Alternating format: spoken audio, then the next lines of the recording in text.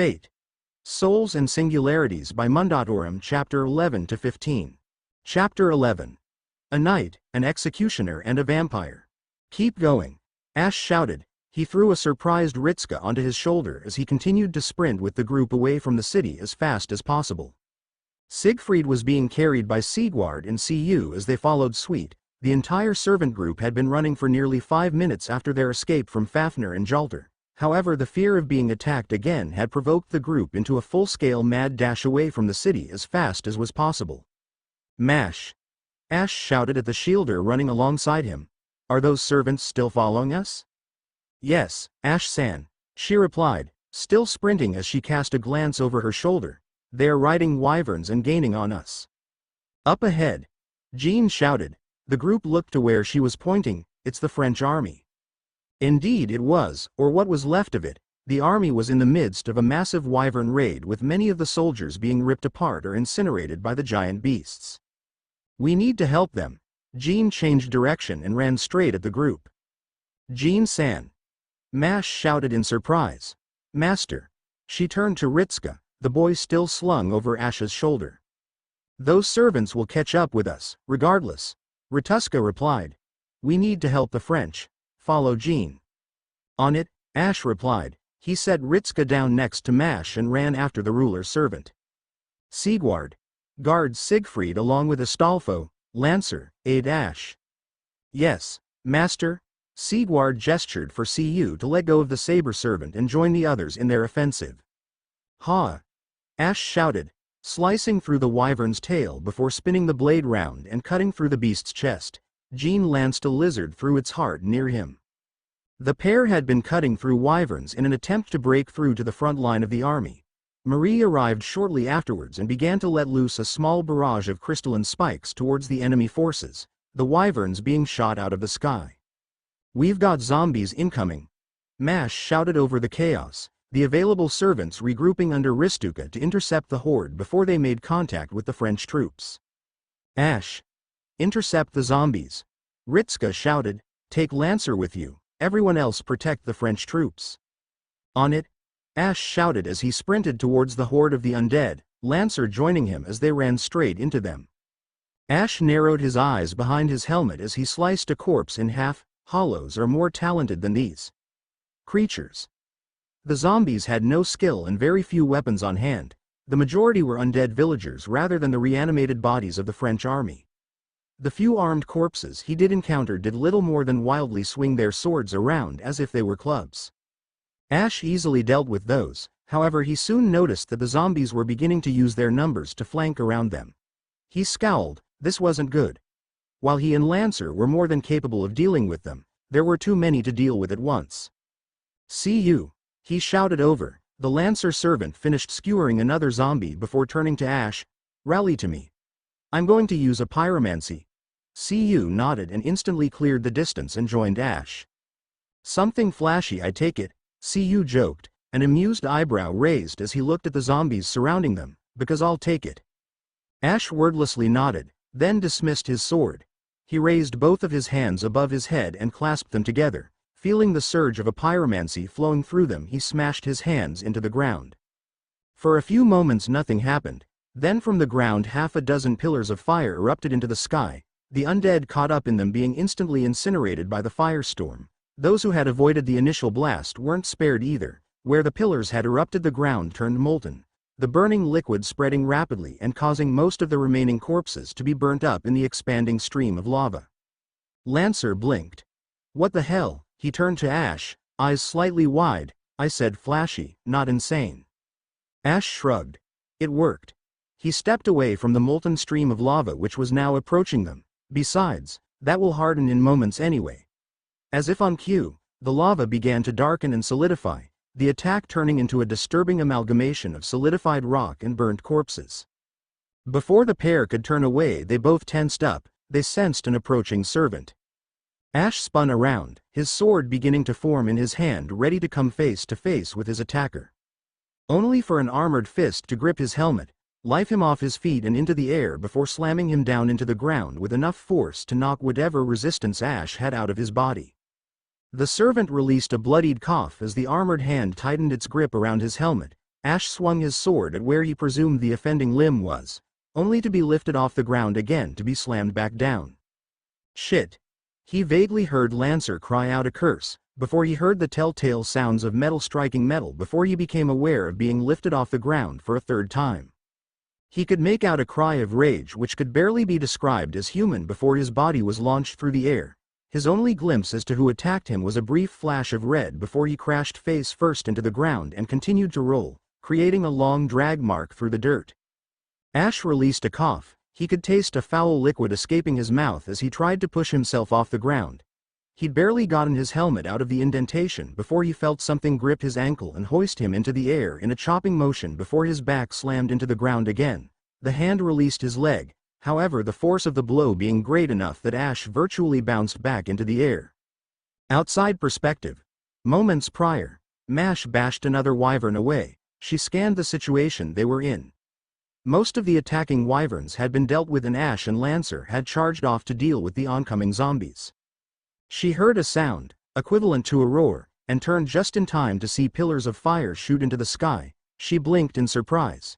She'd heard that Ash-san was capable in pyromancy, but that wasn't what she was expecting. Whoa, Marie breathed out next to her. That's pretty crazy, isn't it? Yeah, Mash blinked. She turned to see that Jean and the others had succeeded in fending off the other wyverns nearby. Hey. Ritska jumped next to her, the voice over the communication startling him. I don't know what you're doing over there, but you've got servant signatures incoming. Olga's voice sounded over the hub. Mash smiled. At least the director was back and seemed to be carrying on. Wait. What did she just say? Master. Serve. Shit.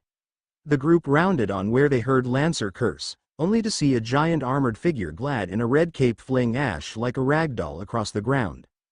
The giant knight swung a rusted and broken greatsword at nearly insane speeds as he batted Lancer away and off his feet. The figure didn't stay still long before he charged to where Ash was lying prone. The giant wasted no time in gripping his leg and swinging him into the ground. Ash-san. Mash cried out in shock. The rushed to save him only to stop when a figure clad in a long black coat materialized in front of her. I'm afraid not, my lady. The man smiled a rather cruel smile at her. You are not the one I seek, but you shall make for good practice. He materialized a long black sword as he approached. Arg. He winced as a pink mana projectile assaulted him. He sneered a turn to see Amadeus and Marie staring at him. His eyes narrowed and his smile widened. Ah. There you are. Oh my. Marie gasped. To think I'd see you again. I've never forgotten your face. I'm pleased you remember me. His smile became more affectionate and his eyes glinted. I've never forgotten you. Or your pale neck. Oh, this must be destiny. That we are both summoned at the same time. You won't be going near her. Amadeus frowned and let loose another barrage which knocked the servant onto his back. Amadeus, Marie, assassin. Ritska called out. You and Mash deal with him. Jean. She turned to him and he pointed at the red-caped giant currently fighting Lancer while Ash lay motionless on the ground. Help them. Right. Jean nodded and ran off to fight the giant. With Ash, CU and Jean Pav. Ash blinked awake. What few nerves that could still alert him to pain were crying out in agony. The giant had absolutely destroyed him in only a few moves. Its strength was outlandish. CU was doing his best to fend off the presumed berserker. The giant was swinging that rusted sword at him with speed to match his own and strength that exceeded him. CU thrust the lance forwards. The giant gripped it before it hit his chest and swung the greatsword at CU's neck. The servant widened his eyes and ducked downwards, the sword gliding over his head. Still holding the spear, CU spun his body and struck berserker under his chin with a roundhouse kick. The giant releasing the spear as his head snapped to the side. However, he couldn't take advantage of the attack as instantly the giant released a roar and began to swing wildly at him, smashing up the ground and forcing Lancer to run back as fast as he could as the giant pursued him. Eventually the giant leapt into the air and plunged the sword downwards. Lancer rolled to the side as the giant made impact and formed a small crater with his descent. Berserker ripped his sword out of the ground and towards Lancer only to have it blocked by Jean's standard, the woman grunting as Berserker applied more force to it. The servant then did something that they hadn't expected. He raised one of his hands and a crossbow formed in it. He aimed at the pair of servants. Jean widened her eyes and immediately ducked to the side as the berserker's automatic crossbow let loose a stream of bolts at her and Lancer. Cu smirked, the bolts that went near him being blown away by an invisible force. The giant froze and stared at him. Lancer smirked. Don't feel too bad, protection against arrows makes your little toy useless against me. He spun the spear in his hands and pointed it at Berserker. Still. Don't let that stop you from fighting as hard as you can. Berserker released another roar as he charged, kicking off the ground and swinging the blade in a massive overhead strike.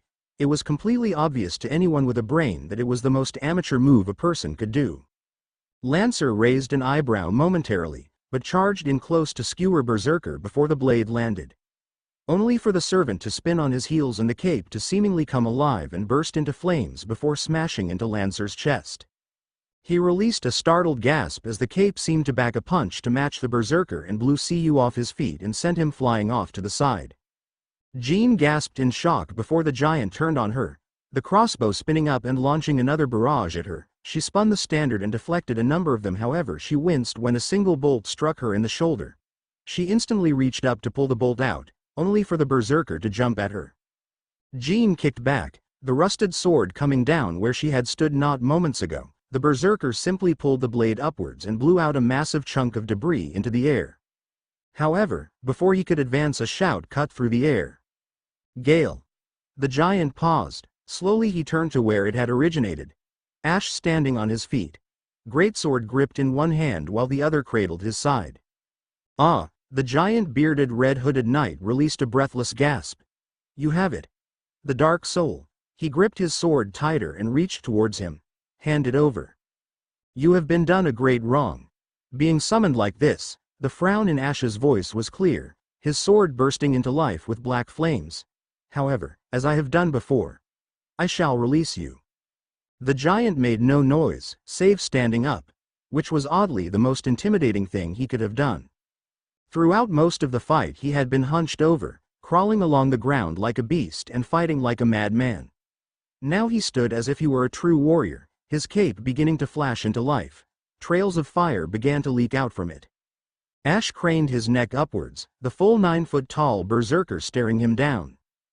Gale kicked off the ground to the side and into the air and then rocketed towards Ash, his cape trailing behind him in a display of bright red fire. Against berserker assassin Pav Sanson was furiously parrying blows as fast as he could, sweat beginning to form on his brow as he backpedaled away from his attacker as fast as he could. Kojira's face remained impassive as he continued to launch a flurry of strikes at the berserk assassin. In terms of strength, it was clear that the mad enhancement granted to Sanson provided him with a boost to slightly exceed the Wraith. However, in terms of skill, one was a mere executioner, and the other had devoted his false life to the sword. There was very little in the way of contest. Sanson grimaced as the Nodashi blew through his guard as sliced along his cheek. He batted it away and jumped back, only to receive a blast to the chest from Amadeus. Sanson snarled at him but had little time to change targets before Mash sprinted and delivered a solid strike to his chest with the side of her shield. Sanson coughed up a lungful of air as he was flung back, skidding along the ground before he came to a stop. The man pushed himself back to his feet, a snarl present on his face. All these obstacles, he breathed out, his voice quivering with anger. They all get in my way. His eyes darted up and he locked gazes with Marie. In the way of our reunion. He gripped his blade tighter as he rose to his feet. It doesn't matter how many stand in my way, Marie, he declared with a fanatic grin. I will take that head from your shoulders. Oh my. Kojira chuckled, quite the driven executioner, aren't you? Silence. Sanson turned to him with a sneer. It is my destiny to take her head. That is why we were summoned together. I don't expect any of you to understand that connection. I understand you're insane. Amadeus scoffed. You always were nothing but some muscle-headed killer. Amadeus, I always hated you. Sanson spat, turning death into mere music. You never could understand its beauty in any meaningful way. A man who views humans as filthy beasts could never understand life and death. He ripped his blade out of the ground and leveled it at the musician. Taking Marie's head is my destiny. Taking yours is a service. Mash rushed forwards. However, she barely got a few steps before she had to raise her shield to block spikes of blood from impaling her. For a man who was famous for executing humans. A voice spoke out. The group turned to see another woman arrive via wyvern. Her outfit a bizarre mixture of a dress and metal. You seem to be taking far too long in dealing with children. Do not mock me, assassin. Sanson spat. Marie's head is mine to collect. I will not allow any others to interfere. Assassin rolled her eyes and scoffed. Indeed. Your fixation on the girl aside, you appear to have bitten off more than you can chew, I believe is the saying. She raised her scepter. To me, wyverns. Another flock of reptiles arrived. The woman grinned and looked past the servants. Kill the French soldiers. Devour them. Ritska widened his eyes in surprise as the wyverns flew over them and immediately began attacking the French soldiers. With Ash, Cu and Jean Pav Ash was sent skidding backwards by the two-handed blow from Gale. The slave knight immediately spun of his heel to block a thrust from Lancer while his cape shot out and struck at Jean. The ruler's servant winced as the flames licked at her face and forced her to dart backwards. The berserker immediately focused his attention on Lancer. The giant swung his sword at Lancer's head. The crimson spear came up to block the strike and redirect it over him. Gale leapt to the side to avoid a thrust to his back from Ash and then flipped over the servant's head, firing off his crossbow as he passed over the pair. Ash rolled away from the bolts while Lancer's protection from arrows prevented him from being struck. The second berserker hit the ground, his hand lit up. He twirled and hurled several discs of light at Ruler. She widened her eyes and ducked under the discs which sailed over her head. She quickly leapt to her feet and charged forwards at the berserker who had refocused on Ash and Lancer. However, her instincts were screaming at her seconds later. She whirled around to see the discs of light flying back towards her. She narrowly dodged to the side to avoid being cut in half, but not fast enough to dodge it entirely. She bit back a scream of pain as one of the light discs burned itself across her side. She dropped to one knee and gripped the now cauterized wound. Shakily she returned to her feet and ignored the burning pain in her left side as she continued to charge towards the berserker. Kill the French soldiers. Devour them. The widened her eyes and spun around in horror to see a flock of wyverns descend on the French troops and begin to tear them apart. Her eyes darted between her comrades fighting the berserker and her countrymen falling victim to the beasts. She eventually locked eyes with Ritska in a silent plea. He stared her down for a few moments before he nodded at her. She allowed herself a relieved smile as she nodded back and sprinted off in the direction of the French soldiers. Ash winced as Gale chopped down onto his guard, his legs buckling under the force of the blow. He released a shout as he pushed the sword to the left, then struck out at the berserk servant, his blade cutting into the side of the giant. Gale released a howl of pain that smashed the saber servant in the head with the back of an armored fist, sending him careening through the air and head first into the ground. Lancer rushed in and thrust towards Berserker's head. The servant turned so the tip of his spear just sailed past his head, cutting off a few strands of his long beard. He lashed out with a horizontal cut, slashing across Lancer's chest and leaving a deep gash in the servant. Cu coughed out blood as he was thrown away. He flipped several times in the air before landing on his feet. Shit. He coughed out another mouthful of blood. What kind of berserker fights like you? He sarcastically asked as he got to his feet and wiped the blood away from his mouth. Gale gave no answer as he turned to face the servant fully, the broken greatsword in his hand creaking as the servant tightened his grip on it. With Jean Pav, Jean released a shout as she thrust her flagpole into the chest of a wyvern. She ripped it free and then struck another of the lizards in the head, shattering its skull, as it tried to sneak up on her. The French soldiers blinked in confusion as they watched her tear apart the wyverns in front of them. "Why is she fighting the wyverns?" one of the soldiers asked their commander. The man turned to him and scoffed. "Who cares? Let them kill each other." The man spat. "That bitch killed everyone in my village." Jean winced at the soldier's cruel words, her brows creasing as she continued to slay wyverns before they reached the troops. My. She turned to see the second berserk assassin stalking towards her. "The people you protect are saying such cruel things about you, my saint." She gave a cruel smile. "Rather ironic that they are in a position to say such things only because you are here to defend them. Leave me be." Jean narrowed her eyes at the servant and leveled the point of her standard in their direction. "Still going to protect them? How stubborn." Assassin smirked. "If your problem is simply a lack of manpower, why not ask the French army to aid you?" She released a false chuckle. How silly of me. You're the dragon witch now. A saint cruelly burned to death and resurrected to enact revenge. A beautiful, ephemeral, and ultimately ridiculous tale. And yet you still continue to struggle. Because this time, rather than their savior, you were their foe. Assassin stopped a few feet from her. How does that make you feel, Jeanne d'Arc? Do you wish to die, or is it a desire to kill? Will you turn around and use your standard to strike down those soldiers who spurn your aid? Jean remained silent for a few moments before replying. Normally, I'd fall into distress, I'd despair. She cracked a small smile. But unfortunately, I'm an optimist in life. Their hatred of me gives me the strength to rise, and that is a good thing. Assassin remained stationary for a few moments before she tilted her head and raised a lone eyebrow. Are you sane? Jean shrugged. Good question. People questioned my sanity when I decided to bring salvation to France. Assassin released a mirthless chuckle. I suppose it means whether light or dark, we are both insane. She raised her scepter. Wive. Artillery, fire. A shout interrupted her and echoed across the field. It was quickly followed by the crack of cannon fire and the screams of wyverns being obliterated by the projectiles. What? Assassin cried in alarm. Jean spun on her heels and stared into the center of the French lines. She widened her eyes upon recognizing the person leading the offensive. Giles. Jean turned back to Assassin and charged her. The servant saw Jean rushing her and had just enough time to raise her scepter to defend herself before a blow from Jean sent her skidding backwards. Hey! Assassin released a mirthless laugh, as expected of a ruler, even with your power stolen. Your physical strength. She jumped away from Jean and towards Sanson. We're retreating. Wait. Jean sprinted after her. Sanson sighed as he turned away from Marie. It appears our reunion will have to wait. He sprinted away from the group and towards Gale. We're retreating, Gale. The servant of madness turned to Sanson and nodded once. He batted away a pyromancy aimed at his head before breaking into a retreat alongside Sanson and the other berserk assassin.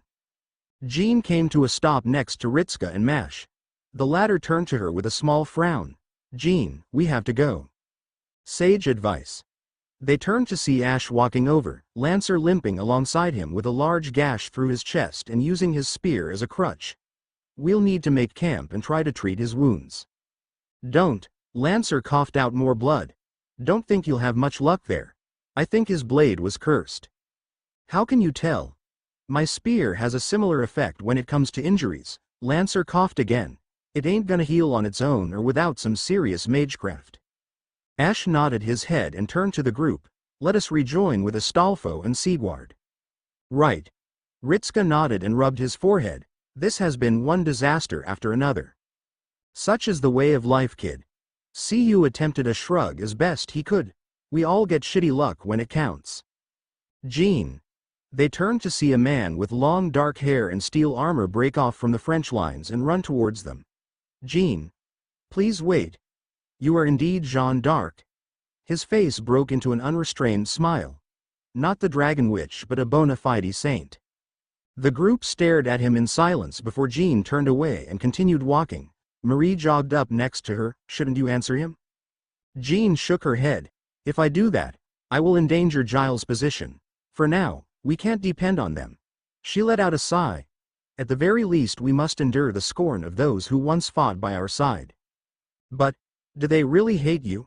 Jean gave her a small smile. Let's go. Well, we're back. Berserker wasn't killed. Lancer is injured. About as well as you would expect. Someone in the comments asked why I thought the gods of Lordran would be arrogant. Except Nito, who I envisioned didn't really care about a lot of things aside from death. It all comes down to the Age of Fire, which is basically Lordran's golden age of gods under Gwyn. For those who hold the Lord's souls, this is pretty much ideal for them to thrive. However, the pygmies with their dark souls are patiently waiting for their turn as the flame begins to fade. However, what Gwyn does is basically seal them away in the ringed city, completely out of the way, and place Midir to guard it and ensure they never leave. The guy never wants the Age of Fire to end. His sacrifice as well is basically him rejecting the possibility of the Age of Dark coming about and Mons rise into equal positions which the gods of Lordran once held. Less of a case of him sacrificing out of the goodness of his heart and more of him being desperate to prevent man from succeeding him. That's how I viewed it anyway. The witches of Izalith. They would be a little different. Quelana, when you meet her, is actually a pretty chill person. However, with the fall of Izalith, I would expect the witch to be slightly arrogant in thinking they could properly manipulate a lord's soul. Welcome to Fanfic Audiobook, your go-to place for immersive audiobooks. If you enjoy the content, don't forget to like the video and subscribe to our channel for more amazing stories. Chapter 12. Lost and Found Unknown POV, Unknown Location. Well, I appear to have attracted the attention of a rather unusual guest, although perhaps I should have foreseen this meeting, given the sudden arrival of unknown variables. You are aware, there is very little in this world that escapes my sight or knowledge. The world that the new spirits come from, you will tell me about it. Oh, what is it that compels you to learn of it? Is it the promise of newfound wisdom? No, such things would be beneath your notice, I suspect. Perhaps it is strategy. Learn of your new foes. But then again, I doubt knowing them would make little difference to you. In that case, childlike curiosity. You are rather bold to belittle me so. You misunderstand my meaning. For one such as us who have been forced to watch, the arrival of the new is often intriguing. It awakens the old flame of learning. HMPH. Such things are beneath my notice. Whether or not they are new is irrelevant to me. Perhaps. Perhaps not. You are walking down the path to destroy the order of this world. The path of a true monarch. What do you speak of, oh, young demon who hides in flesh? There are but two paths that those with power may follow. Inherit the order of the world or destroy it. Your grand plan moves you through one path. Of course. The last master of humanity holds the potential to be a true monarch. Their desire to prevent you has forced them down the second path. This is irrelevant. Not quite as irrelevant as you would believe. However, we have diverged. To understand humanity from the realm of the undead, you would need to understand history. Very well. Before the first lords walked the land, the world was consumed in an everlasting fog. Chaldea Group POV. How are they? Ritska asked as he walked up to Jean and Ash, treating Lancer and Siegfried. Warmth is a useful healing pyromancy. Ash began, then stood up and crossed his arms. However, Lancer spoke truth. The wound will not heal. He sent a glance over to Jean, who was also frowning over Siegfried. In addition, the Dragon Slayer has been cursed. Ritska frowned and looked over to Jean. Is it treatable? Jean shook her head. If I were at full strength, then perhaps I could. However, as it stands, she trailed off and sent an apologetic look towards the master. Ritska sighed and rubbed his forehead. Damn. Do we have any options? We'd need another saint to help us remove multiple curses. As it stands, it's a miracle he's even alive. Roman flashed up next to the group. We have a chance, I suppose. Ritska turned to him. What do you mean? He means that if the Dragon Witch was summoned, then it is more than likely that the counterforce summoned a saint to combat her. Olga interjected while stood behind him. It means that if you hope to deal with this singularity, we'll need to find another saint before he dies. Director, Ritska turned to her and smiled. How are you feeling? This is no time for personal concerns. Olga frowned. We are in the middle of a mission. However, if you must know, I am coping. She sighed and pinched the bridge of her nose. Where is the saber servant who was summoned? Here. Ash walked up next to Ritska. You're looking considerably better than last I saw you. Yes.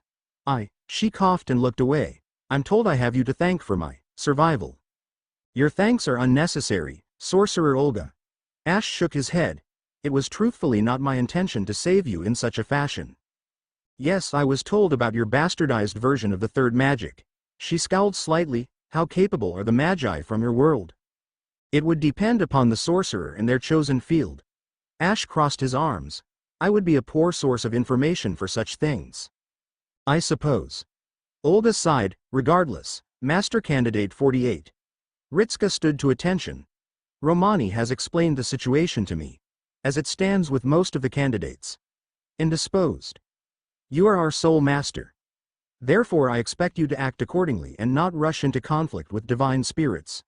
Ritska winced. Olga cleared her throat. Your objective is to find the second saint summoned here. I leave it to you. The transmission cut off. Well, she seems fine. Lancer coughed out from behind them. Does seem to be leading something like dying keeping her from tanning your ass, kid. Yeah, Ritska awkwardly chuckled and scratched the back of his head. How are you doing? I have a hole in my chest that won't heal. Talking ain't great and moving is a bitch, Lancer deadpanned, then sent a small look over to Ash. Your pal did a number on me. Ash sighed. Yes, he would. I had not expected to see him here. Another friend of yours? Jean looked at him with sympathy. Ash thought for a moment, then shook his head. I would not consider us friends. However, I did trust him a great deal during my travels through the Ringed City. He looked away. There was simply no attempt from either of us to make merry. So, Ritska began. Who is he? It would be best that all are present for this. I would likely have to explain it again. Right. Ritska nodded. So, Romani began. What can you tell us about the berserker you encountered?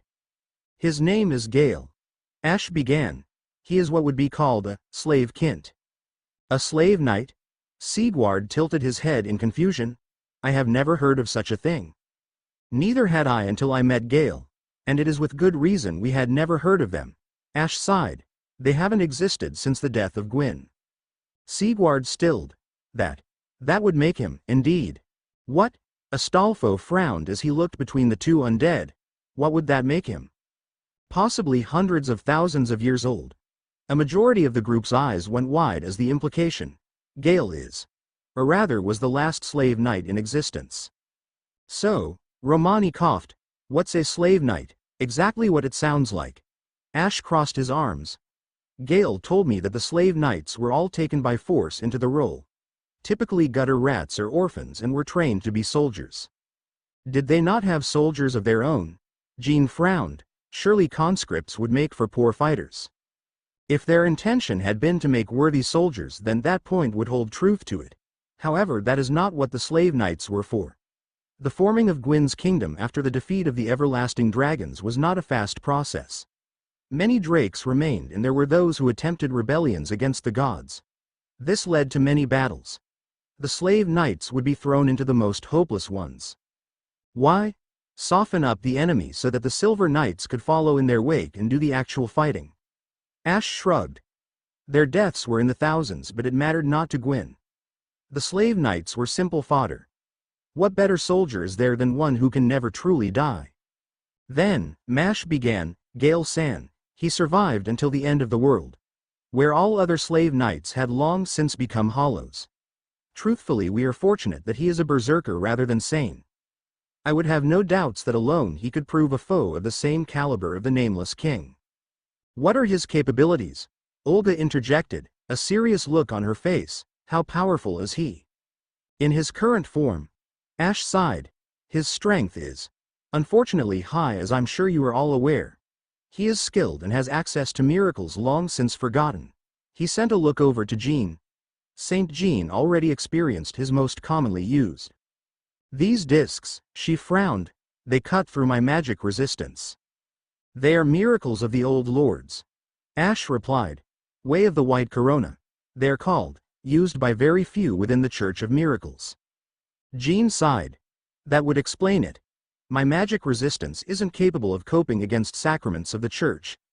If what you say is true, then these miracles work along a similar principle. Most likely. Ash nodded. His cape, as I'm sure CU and St. Jean can attest to, is also a weapon. His blade, as we have discovered, is cursed, and he has a very long life of techniques to call upon. As a berserker, he would likely be working on muscle memory. His muscle memory is bullshit.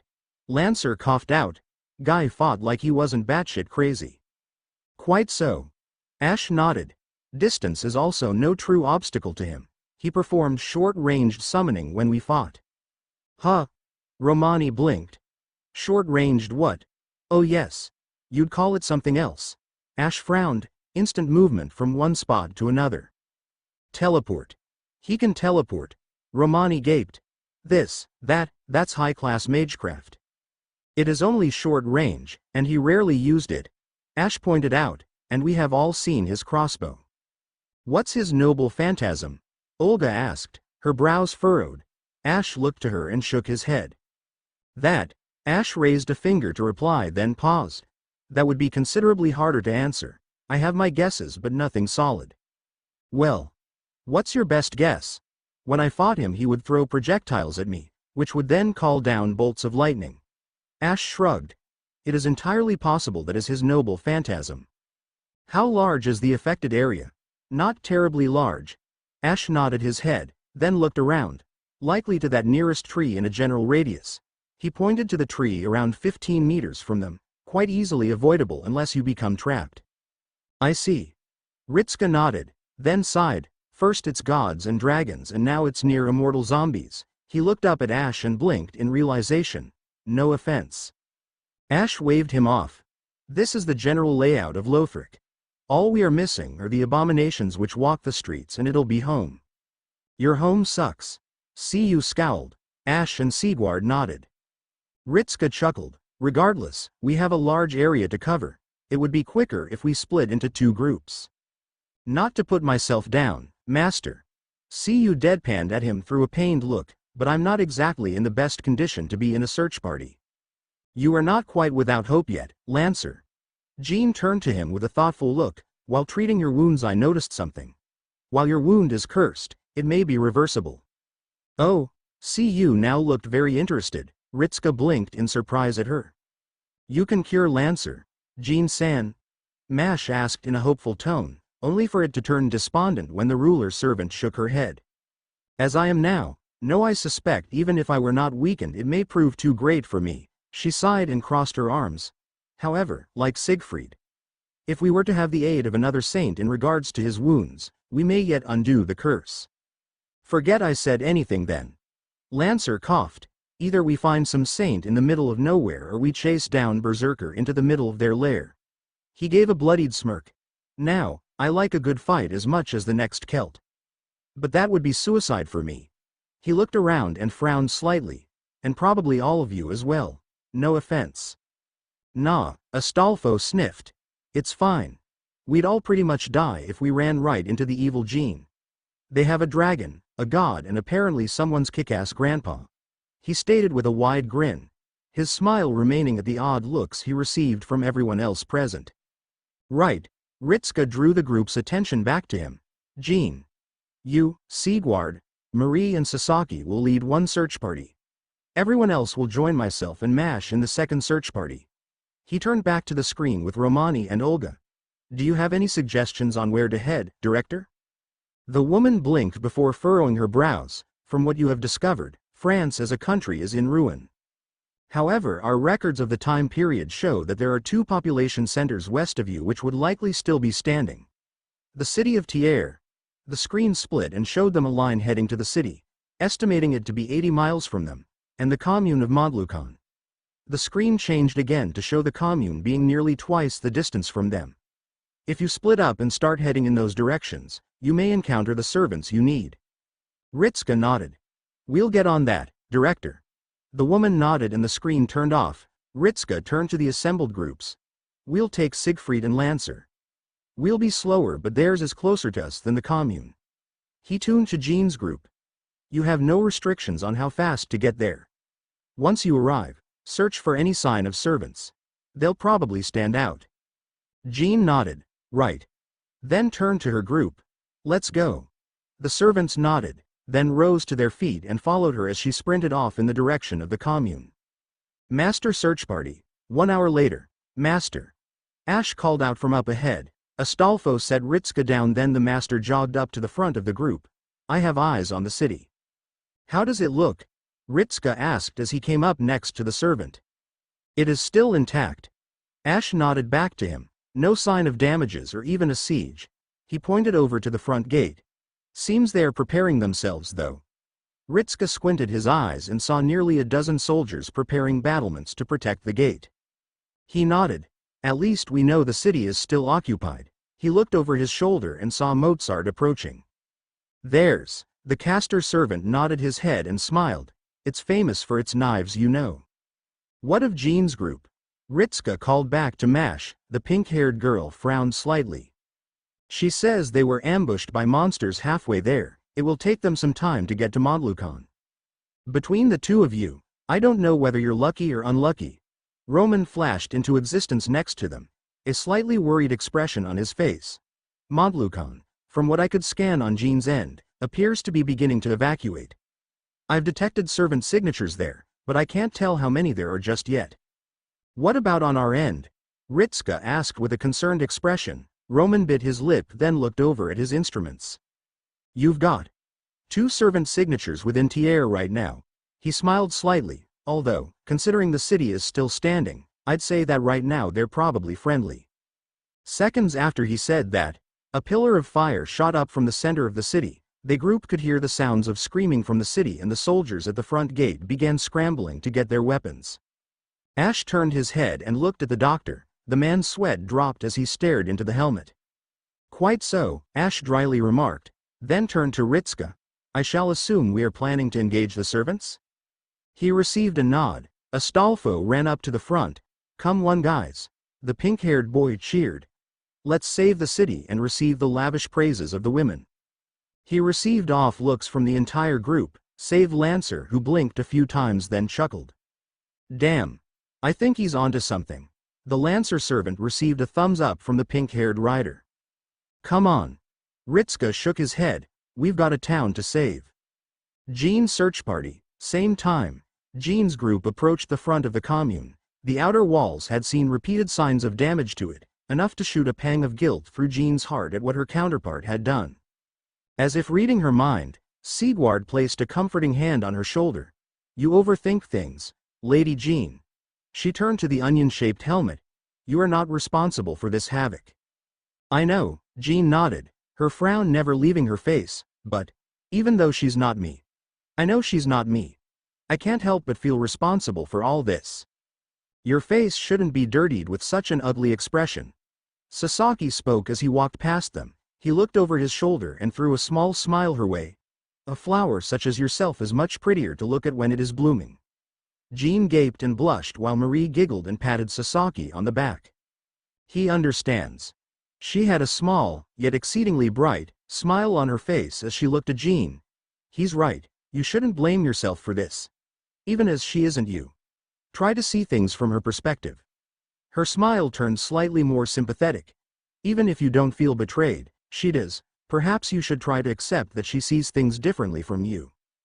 Jean shook her head. I just can't. Whether or not she's me, I just can't accept that she feels that way. Marie shook her head and walked along with Sasaki. Sigward gave her a small pat on the shoulder before he joined them. Jean remaining still for a few moments before sighing and pulling her hood over her head, hiding her face. What news of Master? Sasaki asked Jean as she joined them in their walk to the city. I believe you spoke prior to our arrival here? Jean nodded, slightly thankful for the change in topic. He said that they had just arrived at theirs. She frowned slightly. It seems that they have encountered servants. Oh, Sigward turned to her and tilted his helmet. Friends or foes? They aren't sure yet. The woman sighed. It appears that there is some commotion occurring in theirs. They are currently investigating it. Well, Sigward nodded his head. I'm sure that Master and Ash can handle it. He abruptly stopped and his helmet remained focused dead ahead of them. His sudden pause caused the others to stop as well and send him concerned glances. I can't believe it, he whispered under his breath. Sir Sigward? Jean gave him a look of worry. Is something wrong? The Onion Knight said nothing, save raising a single arm and pointing ahead of them. The group followed his gaze. In the center of the French soldiers organizing the evacuation stood a rather out-of-place knight, garbed in dark steel armor with 2 winged horns rising from the top of his helmet with a blood-red cape fluttering from his back, was a rather tall knight. He could be seen directing the soldiers to different posts. Jean paused. I don't recognize that armor. She furrowed her brow. He is clearly a servant. Yet. A silver knight, Sigward mumbled. A living silver knight. Sir Sigward? Jean sent him a look of confusion. You recognize them? Indeed, he nodded. I myself have never seen one, but the stories and pictures spoke truth. Before she could question him further, the knight abruptly turned and faced them. The group paused, slightly tensing as the knight held them in his gaze before turning back to the soldier he was speaking to and gesturing for them to leave. The soldier ran off. The silver knight turned back to the group and marched up to them. However, at no point did he bother to arm himself as he approached. Well met. He nodded to them when he was close enough. I am Archon, former captain of the Silver Knights of Orlando. You may also refer to me as Saber. However, as I suspect we are allies against a common foe, you may use my name. Rather presumptuous. Sasaki spoke, however his tone was neither accusatory nor sinister, merely curious. How do you know we are allies? Archon merely pointed at Sigurd. You travel with the Knight of Katarina. Even one summoned by the witch, Jean flinched slightly, and poisoned with insanity would still kill themselves before aiding her. He turned his gaze back to the group. You also arrived without a wyvern's entourage. Sasaki nodded and hummed. I suppose that makes enough sense. What's going on there? Jean's communicator flashed to life. Olga's face appeared. We're picking up a small reading of divinity, similar to Rider. Where you are, ruler. How curious. Archon hummed, then looked at the woman. Some form of communication. He shook his head. I suppose it matters not. The divinity you speak of is myself. Olga blinked, then shot him a look of surprise. You're a descendant of the gods? Descendant? Archon let out a dry chuckle. Nothing so grand. I am merely a lowly guard of an Orlando. If I may, Lady Olga. Sigurd interjected. The woman turned to him. The city of an Orlando was populated by lords. Or you would call them gods perhaps. He pointed at Archon. He is a minor lord. Olga went wide-eyed. So he's a god? Of course not. Archon snapped. Olga flinched slightly. There is nothing godly about myself or my fellow Silver Knights. Being of the same race as the gods does not give me the right to refer to myself as such. I would prefer it if you extended the same courtesy. The knight returned his gaze back to the group. Speculation of my being aside, I must ask what brings you here. We seek a saint. Marie asked. Have you seen one? Archon turned to her and tilted his head. Perhaps, he said after a few moments, his hand flexing slightly. For what purpose? We need his aid to remove curses placed upon one of our companions. Jean replied to him. Archon's gaze fell on her. The tall knight slowly advanced on her. He leant down slightly to look her in the eyes. As that so, he returned to his full height. I will lead you to Sir Georgios. Jean let out a sigh. However, attacks are becoming more frequent. The evacuation of this city takes priority. He turned away from them. I cannot promise our immediate aid while the city remains in danger. Of course.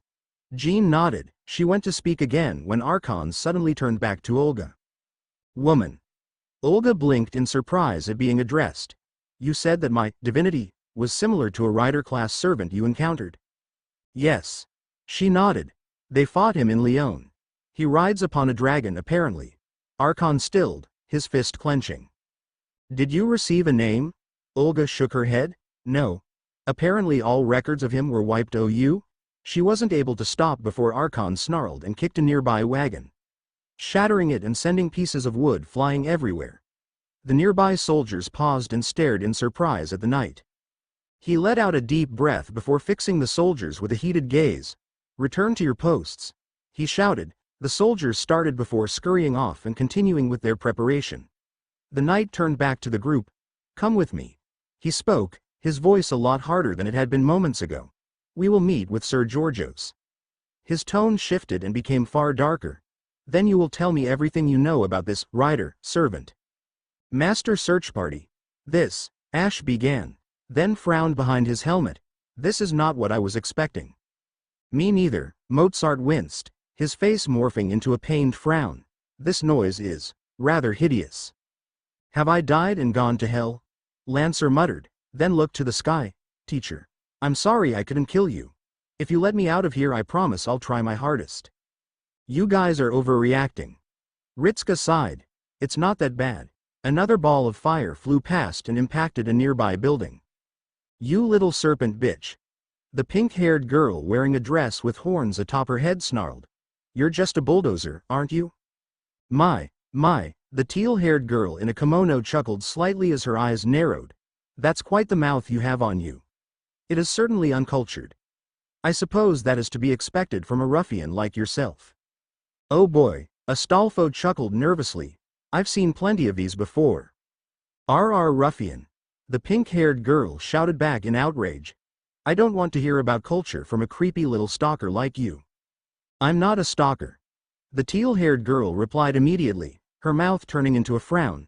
I, Kiyohime, am a devoted bodyguard who acts like a spy.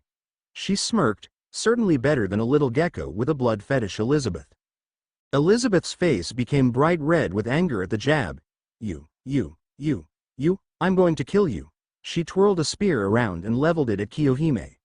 Rituska and Mash blinked as they saw her weapon. Senpei, Mash's face scrunched up in confusion. Is that? I think so. Ritsuka slumped his shoulders and sighed. It's a microphone. You won't kill me, Kiyohime remarked, then flashed her fan open, the tips beginning to smoke slightly, because I'll kill you. I've had enough of this. Mozart cringed and marched in between the two of them. Enough. The pair of you. The pair froze and sent the musician equal looks of confusion and irritation. What you are doing here is sacrilege against all of voice and sound. Are either of them saints? Ritsuka asked in a hopeful tone, although it was clear to even himself that it was a fool's hope. Saints. Mozart whirled on him with a look of horror. I most certainly think not. Religions would tumble into the dirt if either of them were made saints. Either way, Mash mumbled to herself before marching up to join Mozart. The pair of you stop. What? Kiyohime and Elizabeth replied at the same time. I'm busy right now. Kiyohime spoke in a dull tone, not even looking at Mash. Come back the day before yesterday. HMPH. Elizabeth grunted and gave a dark smirk. You won't be busy for a while. At least until the next Holy Grail war. TCH. Kiyohime clicked her tongue. Frilled neck lizard. Japanese rat snake. Mexican bearded lizard. Sharp-nosed viper. Ash sniffed slightly as the two continued to exchange insults with each other. He looked over to where Siegfried and Lancer were sitting against a nearby building while Astolfo stared at the arguing servants with a somewhat amused expression. The pink-haired boy looked over and sent a wry grin at Ash. First catfight? Is that what this is called? He titled his head, then hummed when Astolfo nodded an affirmative. In that case, yes. The two fell back into a comfortable silence. Eventually Ash spoke again. Should we do something? Oh no, Astolfo shut him down instantly. In these cases, the worst thing you can do is... He was cut off when Ritsuka shouted at the pair. Both of you, knock it off. Astolfo sighed and palmed his face. That. He was proven right when the two servants suddenly turned their ire onto their group. The pair seemed to come to some sort of agreement before they both assumed combat stances. Saber, Ryder. Little help. Ritsuka awkwardly chuckled as he backed off slightly. Very well. Ash shrugged, then rested his sword on his shoulder as he marched forwards, Ryder jogging up next to him. Just. Don't kill them. Ash sent a small look his way before shaking his head. I see. He turned back to the pair of girls. That may be slightly more challenging then. We meet up with Archon and we also see his brief reaction to the Nameless King. Also, I have noticed that I am going a little heavy on sabers right now. Problem is that a lot of the Dark Souls characters use swords and such. However, I do plan on the next summoning back at Chaldea bringing a caster and a shielder. Exciting. Chapter 13. Impromptu alliances. Which is why we require your aid, Sir Georgios. Jean finished with a somewhat pleading tone. If we cannot heal the Dragon Slayer of his curses, we stand no chance of defeating the Dragon Witch. Archon stood in the corner of the room, arms crossed and silent ever since they had arrived, while Georgios had his hand on his chin and his face scrunched up in thought. I understand your plight, he said after a few moments, then he gave them a sympathetic smile. In any other situation I would have no problems in aiding you. He sighed. However, I cannot abandon this city while they are still evacuating. I can offer you aid after they have been sent to safety but not a moment sooner. The group frowned slightly, before Sigward chimed in with a curious tone. Perhaps if we were to aid you, the evacuation could be hurried? Georgios' expression visibly brightened at that and he nodded at the Onion Knight. Any aid you could give would be most welcome. He gestured to himself and Archon in the corner. While myself and the good knight are certainly capable of defending the citizens from being overrun, we cannot be everywhere at once and the garrison here is only so effective. How close are you to evacuating the city? Jean asked with a concerned look on her face. He frowned slightly. Archon kicked off the wall and walked up next to Georgios. The citizens are still halfway through evacuation, he said, arms still crossed and his tone slightly irritated. We began preparation as a safety measure. However, with the recent influx of wyverns we were forced to speed up our timetable. He looked over at Georgios. The man nodded at him. If we were to tell the citizens to abandon all their possessions, then we could likely have them out of the city within a few hours, he sighed. However, the last wyvern assault we received was only a few hours prior to your arrival, and that was merely a paltry force. You believe they are gathering themselves for a larger offensive? Sigurd asked. Archon and Georgios nodded at him. Every attack they launched was aimed at a different spot and designed to attack a different part of the city. Their first assault destroyed much of our rations. Their second targeted the barracks. And their more recent attacks have been aimed at destroying the outer walls. They will likely attack en masse very soon, which would force us to evacuate the city earlier than we would have hoped, and would mean abandoning a great deal of the city's population. You can't do that, Marie shouted, her face showing a great deal of horror at the suggestion. That would leave hundreds to die. Which is why it remains a last resort. Archon evenly replied to her. Myself and Sir Georgios cannot hope to contend with a legion of wyverns and seek to protect the city at the same time. Which is why you require our aid. Sasaki nodded his head. We offer assistance in fending off the lizards while the city is evacuated, and you lend us your aid in healing the Dragon Slayer. Georgios winced at the assessment. That is not inaccurate. He gave them a guilty look. I would not demand your aid in any other situation. However, it is quite all right, Sir Georgios. Jean held up her hand and nodded her head at him. I understand your desire to save the people of this city. She gave a smile behind her hood. My associates and I will aid you. Georgios smiled. My thanks, Saint Jean. He chuckled when the woman started slightly. There is no need for surprise. Who else could display such a fervent desire to save the lives of her fellow countrymen when gifted the opportunity than their saint? He frowned slightly. However, that does bring up the issue as to what the Dragon Witch is. However, I suspect that for the moment it is irrelevant. Archon shrugged. I have met neither before. He turned his head towards Jean. However, I suppose I see the place Sir Georgios is coming from in regards to your character. He tensed slightly. I believe you had information for me regarding a certain writer. Jean frowned slightly. We know very little of him, I'm afraid. Sir Sigurd and Sir Ash had next to no information regarding his history. However, Sir Ash claims to have slain him in life. Ha! Archon let out a bark of laughter. It would explain his appearance here. I would very much like to meet with this Ash, and offer my sincerest thanks on behalf of an Orlando, if the writer is who I suspect. His weapon, what did it look like?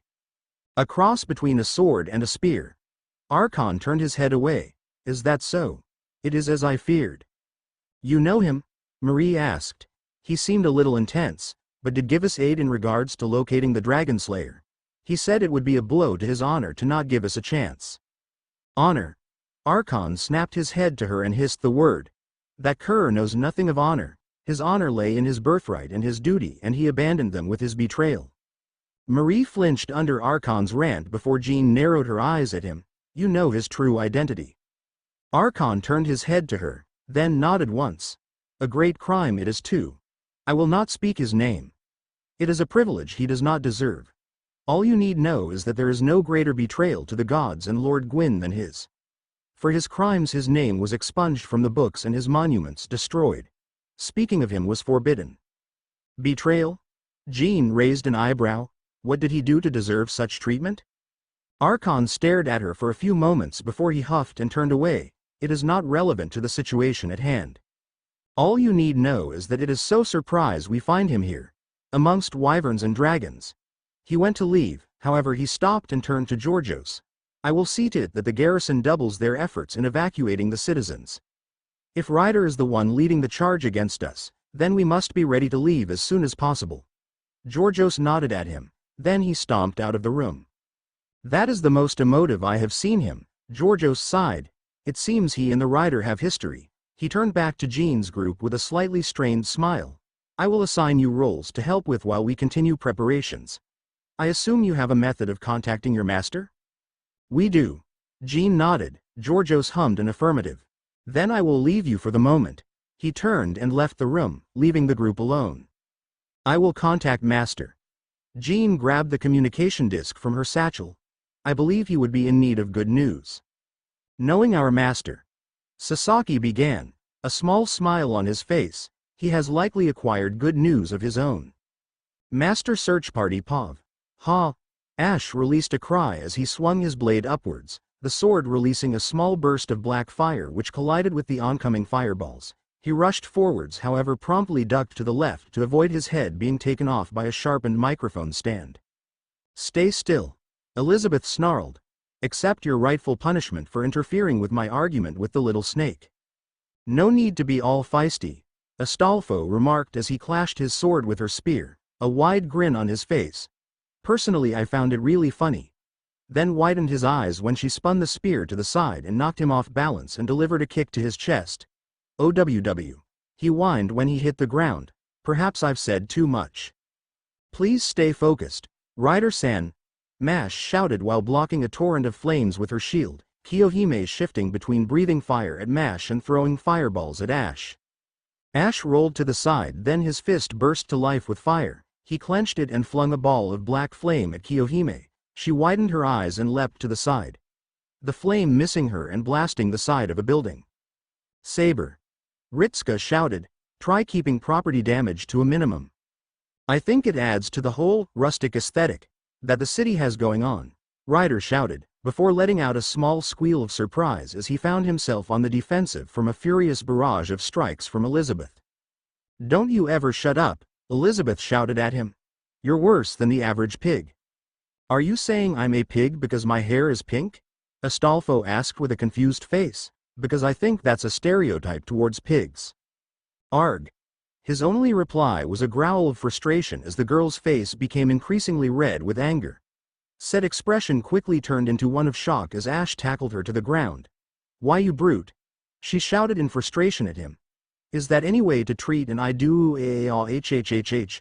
Her outraged cry became a scream as Ash gripped her ankle and spun her around before throwing her into a house. Aid Mash. He gestured to Astolfo. I'll deal with our resident, Dragonkin. Righto. The boy gave a mock salute then sprinted off towards the shielder servant. You, Elizabeth muttered dangerously as she climbed out of the hole in the building. I've decided, she announced, before I kill that pesky little viper, I'm going to end you first. Painfully. We'll see. The onyx blade burst into flames. Yahoo! Astolfo released a small cry as he swung his sword at Kiyohime. The dragon girl scowled and ducked back, the blade leaving a small cut upon her cheek as she raced away from the pink-haired boy. Rider-san. Mash sighed. Senpai said to not kill them. She let out another sigh when Rider froze and made turn to her with wide eyes. Oops. He shrugged, jumped behind Mash when Kiyohime released a small wave of fire at him. Persistent little dear. Kiyohime muttered under her breath, then widened her eyes as Mash charged her, too slow to avoid the strike. She could do little more than let out a cry of pain as the side of Mash's shield smashed into her chest and blasted her away and onto her back. Nice going, Mash. Astolfo gave her a thumbs up then turned around. Now let's go help Saw. He was cut off when Elizabeth went flying past him and into a wall. Her body covered in burns and her clothes slightly charred. Ash-san. Mash cried out in alarm. Senpai said not to kill them. She'll live. Ash simply remarked as he walked up to them. She has a high resistance to magic. I was forced to be more thorough. Fine, Ritsuka sighed as he joined the group. Now then, he turned to the pair of girls who were picking themselves back up. Do you want to keep going? Or can we stop now before we all come to more harm? Fine, Kiyohime whined from the floor. You got me. I can still fly. Elizabeth was cut off when she tried to stand up then face planted the ground, on second thought. I'll let you call it a day, her muffled voice sounded out. The servants relaxed themselves as the pair gradually climbed back to their feet. Now that's over. Ritsuka walked up to the pair and helped Elizabeth back to her feet. There are a couple questions we'd like to ask you. Elizabeth shot him a weird look. What? She then looked over to Kiyohime, who was sporting a similar look of incredulity. I'm a loser snake right now. Kiyohime narrowed her eyes and frowned at the group. Meaning right now, you're kicking a snake while it's down. Loser snake? Ritsuka mouthed, then shook his head. Right. I don't suppose you've seen any other servants besides yourselves, have you? Elizabeth shook herself free of Ritsuka, then gestured to Kiyohime. I've seen crazy servants like this one? Kiyohime sent a sharp smile at Elizabeth. Would you mind not lumping me together with them? I'm a berserker with my reasoning intact. What's your problem? What is it? I should have remained guarding those two. Mozart muttered as he joined the group, having been sent away at the start of the battle to keep the citizens away from the servants. I've seen these before, when I was alive. Catfights they were called. He looked over at Ritsuka and gave him a grimace. Just you wait, soon enough they'll latch onto your head and make horrible noises like jiggy yeho, and such. I will certainly not. Elizabeth stomped her foot. But that's called shamisen, right? She smirked at Kiyohime. Isn't it, shamisen? I told you not to lump me together with them. Kiyohime scowled at the pink-haired dragon girl. Anyways. Mash jumped in before the argument to kick up again. Have you seen any other servants aside from those associated with the dragon witch? We're looking for a saint in particular. Ritsuka interjected soon after. Elizabeth shook her head while Kiyohime nodded. If you were looking for saints, I encountered one before I met Elizabeth. The group perked up at her. He was traveling with another knight at the time. He introduced himself to me as St. Georgios. She tilted her head. I suppose he is one you were looking for. Ritsuka smiled and nodded his head. Yes. Do you happen to know where he went? He visibly deflated when Kiyohime shook her head. No, a shame that. He was heading the opposite direction to me, traveling north I believe. North? Mash repeated, then sent Ritsuka a grin. Senpei. That was the direction that Jin-san was headed? I'll contact them. Ritsuka immediately dove into his pocket and extracted the communication disc and flashed it on. Seconds later Jin's face appeared. Jin. We think that the saint is near you, his name Georgios. Jin cut him off with a smile. We met him in Mondlukan, along with another saber servant by the name of Archon. She then looked around. Is Sir Ash there? Yes, Saint Jean? He walked up next to Ritsuka and nodded his head at her. Is there something you needed from me? Sir Archon knows the identity of Ryder. The group blinked in surprise. However, Jean cut them off before they could ask her anything. He will not tell us. He says that it was forbidden for them to speak his name. Apparently in life he did something to warrant a punishment to erase his identity. Who is this saber servant? Ritsuka asked. Jean turned back to him and replied. Sir Sigward called him a silver knight. Apparently they were the main guards of a city called an Orlando. He himself is called Archon. A silver knight? Ash parroted, surprise clear in his tone. Here? Indeed. Jean nodded. Sir Sigward expressed similar surprise. She then turned her attention back to Ritsuka and frowned. However, Sir Georgios cannot lend us his aid yet. What? Mash blinked. Why? She asked in confusion. They are currently evacuating the city. Sir Georgios and Sir Archon cannot leave to aid us without abandoning the city. They fear that they are due an all-out attack in the next few hours. If we aid them in delivering the citizens to safety, they have agreed to help us with the curses. We'll ride out and join you. Hopefully we can arrive before they attack the city. Ritsuka replied with a serious expression. Thank you. Jean nodded to him. With luck we will be able to. Sorry to interrupt. Roman burst into the call. His face panicked while Olga stood behind him biting her thumb. But Jean, you've got a servant reading closing in on the city and fast. It looks like the enemy rider. What? Ritsuka and Jean exclaimed at the same time. How close is he? He'll arrive within the next hour, perhaps less. You've also got waves of wyverns arriving there much faster. I must deliver this news to the others.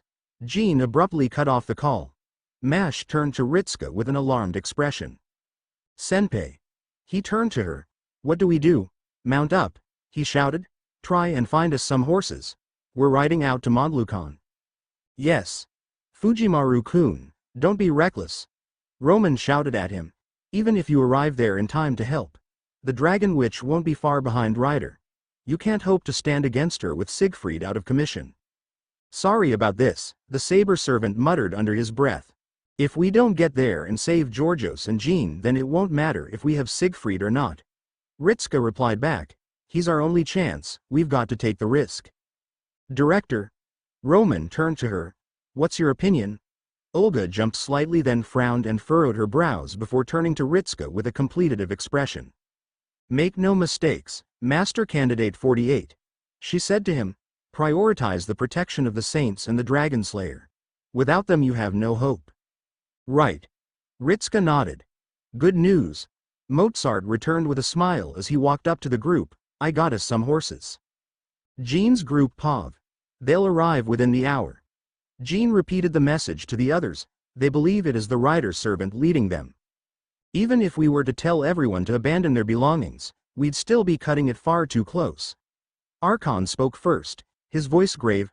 Ryder will most certainly have ordered the wyverns to focus on the city's gates to prevent the residents from escaping or to delay us long enough for him to arrive. Even if we succeed in dealing with the wyverns, we'd need to hold him off long enough for the caravans to escape.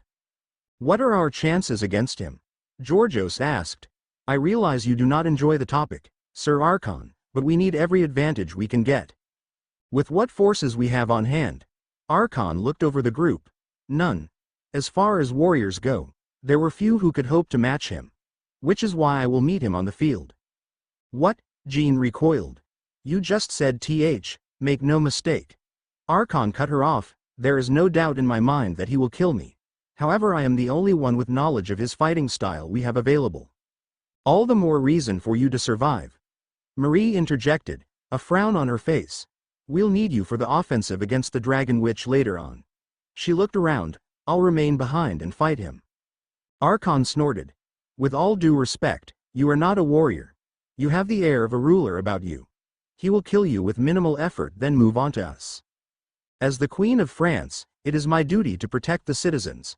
Marie fired back. Even if it is the past, my duty remains the same. This is a matter of Honor Londo. Archon replied. I will deal with this. I have to. His voice cracked slightly towards the end. If nothing else, I will face Ryder on the field of battle. We're owed that much for his betrayal. Archon turned to Georgios. I will leave the evacuation in your hands. I can buy you perhaps 10 minutes against Ryder. Maybe less. He went to leave when Sigward called to him. Sir Archon, the knight turned to him. Before you go, may you tell us the name of Ryder? Archon remained silent for a few moments before he sighed. In any other situation, I would deny your request. However, it will be necessary for you to know after my death. He turned to Sigward fully. His name is Farum. He was the firstborn son of Lord Gwyn and heir to Sunlight. He turned away and left the room. Sigward remained still for a few moments before he released a breath. Oh. The others turning to him with confused expressions. Sir Sigward. Who is Lord Gwyn and why does it concern Ryder? Marie asked with a confused face. Sigward turned to her and dropped his shoulders. Lord Gwyn. He was the one who began the Age of Fire. He ended the reign of the everlasting dragons and was king of Honor Londo. He was the holder of one of the 4 Lord Souls. If Ryder is his firstborn son, then he is a far greater opponent than I feared. The group remained silent following the declaration. Georgios speaking up first. We must make ready the evacuation. He looked at the group. I hope you are prepared. We'll be fighting to protect the citizens and to get them out as quickly as possible. Jean nodded. Of course, we'll ensure that not a single soul is lost. Georgios smiled at her and chuckled. Meeting you, it is little wonder you were made a saint. He shook his head, then steeled his expression. We'll likely have to conserve the garrison around the caravans. Which will mean it will be up to us to defend the outer gate if what Sir Archon tells us holds true. Master Group POV. 48 minutes later. Are you all right, Senpai? Mash called out behind her, Ritska gripping her waist as they galloped along riding their steed. Fine, he called back, his face a mixture of embarrassment from being in close proximity to the shielder servant and terror due to the rather bumpy ride he was experiencing. How far away are we? Ash called out behind them. They didn't have enough horses, so he elected to sprint alongside them. Still a few miles out, Mash replied. However, it looks like the wyverns will arrive there first. It'll be a fighting retreat out of the city then. Ash growled. He sent a look to his left to see Astolfo with Lancer and the wounded saber on his hippogriff. How's the ride? He shouted at Lancer. Kiss my ass. See you, shouted back. Next time, you're the one who's getting gutted like a fish so you can get treated like an invalid. I will endeavor to live up to your expectations on the matter, Ash chuckled. His only response was another curse from Lancer. I'm glad you're all finding the time to be joyous in this horrible, terrible situation. Their newest companion scoffed. Ash turned to her as she rode her horse alongside him. There was no need for you to come, Lady Elizabeth, the woman huffed. I told you, I have business with a servant of the Dragon Witch. For now, our goals coincide. She turned to him with a scowl. Don't think I've forgiven how you manhandled me. Who taught you how to treat an idol? Ash paused and tilted his head. I don't think your version of idolatry is the same as mine. TCH, uncultured swine. Ash shrugged in response and picked up speed. Jean Group Pav Georgios swung his sword and immediately decapitated a wyvern, the caravan it had assaulted springing into life and charging away into the distance. The saint allowed himself a small smile as he saw the residents escape before his expression hardened. He looked to the top of the wall where Marie had been launching mana blasts at the wyverns and shouted up to her. How many caravans do you see that remain? The pale girl paused slightly before looking over at the carriages which were still coming before she shouted back her reply. We've still got nearly half to go, Georgios grimaced. The attack had come far sooner than they had hoped, with many of the residents still getting to their carriages. He stared at the oncoming evacuees as they approached the gate. He could only hope that Archon was successful in attracting the attention of the enemy rider. A ringing of a chime signified the chanting of a miracle. Seconds later, a bolt of yellow lightning struck a wyvern out of the sky. Archon's expression behind his helmet remained blank as he stood atop the wall of the gate at the opposite side of the city. The wyverns had mainly blown right past him, however he had done well to attract the attention of at least a third of them. He rolled to the side to avoid a ball of fire, then swung out his shield and smashed it into the jaw of an offending wyvern, his sword following in its wake and burying itself into the beast's throat before he ripped it clean. The lizard releasing a choked gasp before it went limp and tumbled from the battlements. Archon sheathed his sword and balled his hand, lightning crackling around his fingers as he readied another sunlight spear. He drew his arm back as he focused on his next target. Gripping the miracle javelin, he hurled it with all his might at the drake which was rapidly approaching him.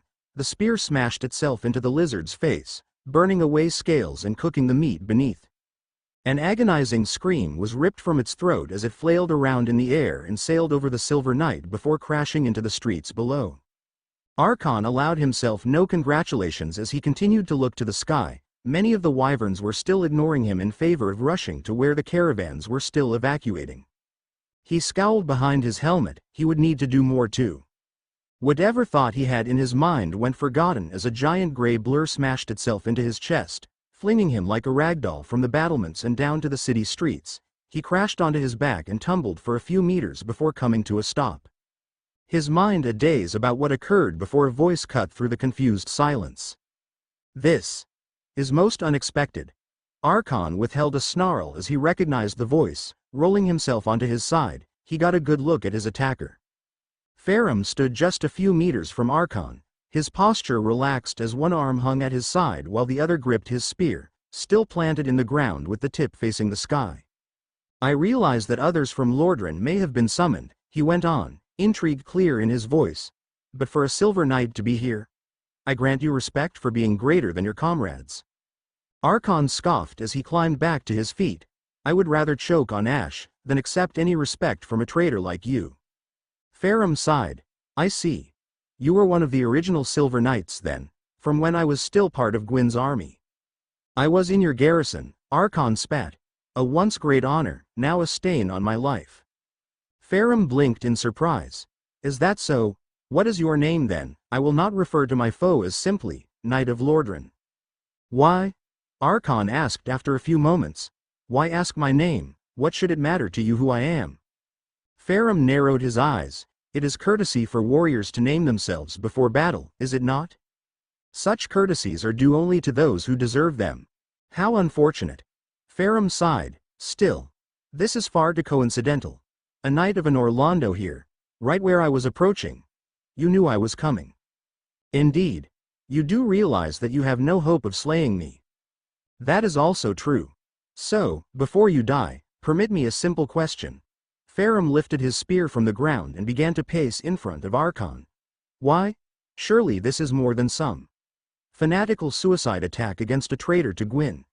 He stopped after a moment, then turned and looked at Archon when he didn't answer. Oh, I see, he nodded his head.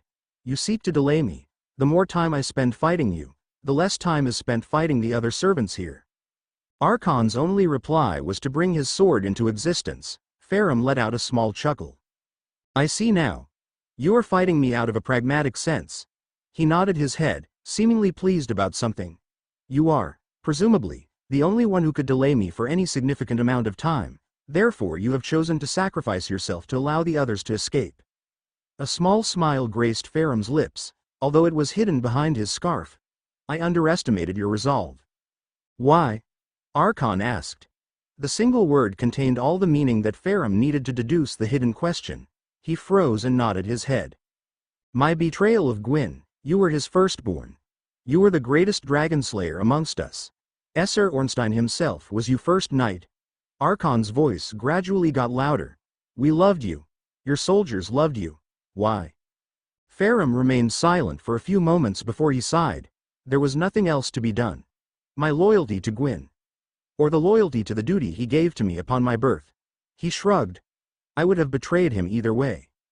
Is that so? Archon said quietly. His grip on his shield relaxed and he threw his away, the shield vanishing into motes of light as it was flung down the street. Farum stared at him with a puzzled expression. What I do now? I do, not as captain of the Silver Knights.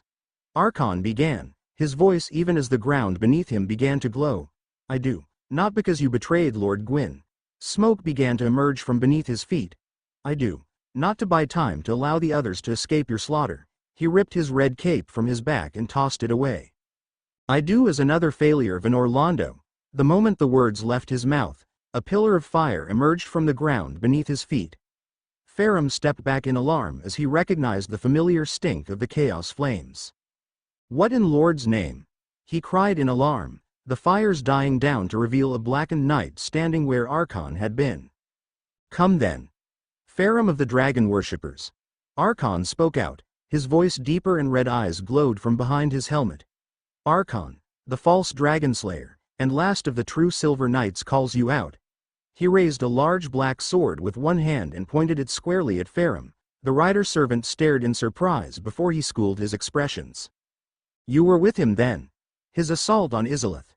Farum let out a sigh.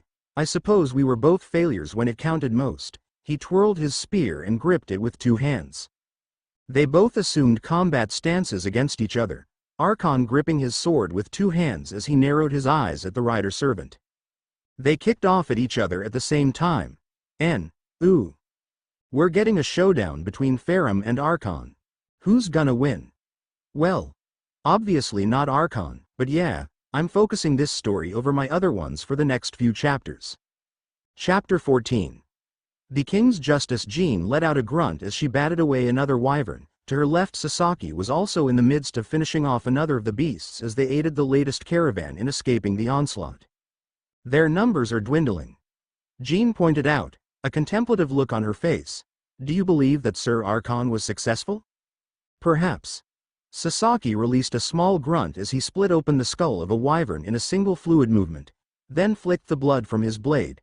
However, it is not these creatures which he is required to distract. Jean bit her lip in worry. Whether or not the wyverns were few in number would mean nothing if the enemy rider attacked them. Without the others, their chance of victory against him was likely to be slim. Sir Georgios. She shouted at the armored knight. He turned to her after cutting down another wyvern. How many caravans remain? A dozen at most. He shouted back at her. We must persevere and trust in Sir Ar. He was cut off by a thunderous boom in the distance. The group turned and stared into the sky. Jean's eyes visibly widened as the clouds began to darken and converge on the far end of the city, lightning dancing in between them. He has made contact. Georgios pointed out. We must ensure his sacrifice is not in vain. With another rally cry, he charged the wyverns again. Sigward and Marie atop the wall continued with their barrage of lightning and mana blasts, shooting the wyverns out of the sky or sending them off target and away from the fleeing citizens. Roman. Jean called out to her disc. Sasaki moving to cover her? What of the rider? Is he with Sir Archon? Why yeah. Roman shouted back at her. These readings are. Whoa, he visibly gaped at the screen to his left. Olga behind him was staring at equal levels of shock. That Saber was right. These readings themselves are way beyond any of you. Good news for you is that he still appears to be engaged with Saber. How long he lasts against this though, he became a lot more tense. You need to hurry. Fujimaru-kun is still a few miles away from you. Jean nodded and shut off the communication disc before gripping her standard tightly in her hands. Their hopes now lay solely with the Silver Knight. Archon paw of the furious clashes between the two figures echoed through the streets. Ferrum swung his spear horizontally towards Archon. The Silver Knight raised the flat end of his blade to block the strike, the blow still being powerful enough to blast him off his feet and tumbling through the air and into a nearby house. The building was blasted inwards as the knight burst through one and out of the other, taking advantage of the stun. Ferrum kicked off the ground and blew through what remained of the building and swung his spear downwards when he caught sight of the blackened armor of his opponent. Archon, now firmly back on his feet, sidestepped the strike as the spear tip buried itself into the ground and launched debris in all directions. Seizing advantage of the miss, the knight lunged forwards in a thrusting movement. Ferrum leaned his body to the side so the edge of the blade left only a shallow cut along his side before releasing the spear and launching a vicious punch into the side of the knight's body. Archon released a choked gasp of pain as the fist visibly dented his armor inwards and sent the knight sprawling across the ground. The knight rolled himself back onto his feet before he was forced to duck underneath a slash aimed to cut off his head. This, however, left him unable to defend himself when Ferrum swung his leg upwards and kicked Archon in the chest. The knight was launched into the sky by the blow before he crashed down through another roof. Archon lay on his back in the living room of a small cottage before he climbed back to his feet, his eyes burning brighter than before as he smashed through the front of the building and swung his blade downwards. Sword met spear as the two locked weapons. Ferrum staring down into the furious red eyes of the darkened knight before his own widened in surprise as Archon began pushing him back. Taken by surprise by the sudden burst of strength displayed by the knight, Ferrum was unable to see the kick Archon aimed at the back of his knee before the armored boot made impact. Ferrum grunted as he lost his balance and dropped to one knee. However, as he went down he lashed out with an overhead punch which caught Archon in the side of his helmet, causing one of the horns to bend and sent the knight stumbling slightly. Ferrum then spun his spear around and struck the knight in the chest with the end of his spear, launching him away. Archon released a growl as he jumped back to his feet and charged Ferrum again. The rider-servant, now unsurprised by his opponent's strength, focused on redirecting the blows rather than taking them head-on. He shifted the slash to the left and lashed out with a punch. Archon raised his forearm and caught the blow in a makeshift guard. Grunting slightly, the two became locked in a stalemate. Archon could already feel the power his noble phantasm granted him beginning to weaken. He growled in frustration and kicked away from Ferrum. The rider-servant blasted himself into the air and gripped a non-existent javelin as he narrowed his eyes at the Black Knight. Ha! Ferrum released a cry as he threw a spear of sunlight at Archon. Red eyes widened in shock before he swung his blade upwards to intercept the blow. The spear made impact and created an explosion which destroyed the nearby buildings and kicked up a veritable cloud of dust and debris into the air, obscuring Archon from Ferrum's view. The rider landed onto the ground in front of the cloud. Eyes narrowed as he searched for any sign of movement. His gaze snapped upwards when he saw a dark shadow leap from the cloud and into the air. He saw the battered form of the knight racing towards him, his sword raised and ready to split him down the middle. Ferrum raised an eyebrow at the rather obvious attack and merely took a step back, Archon crashing into the ground in front of him. What he wasn't prepared for was the knight suddenly charging him like a bull. He released a grunt of pain as Archon buried one of the horns of his helmet into his waist, in between the plates of his armor. Ferrum released a snarl and kicked the knight away, the horn breaking off and leaving itself in his body.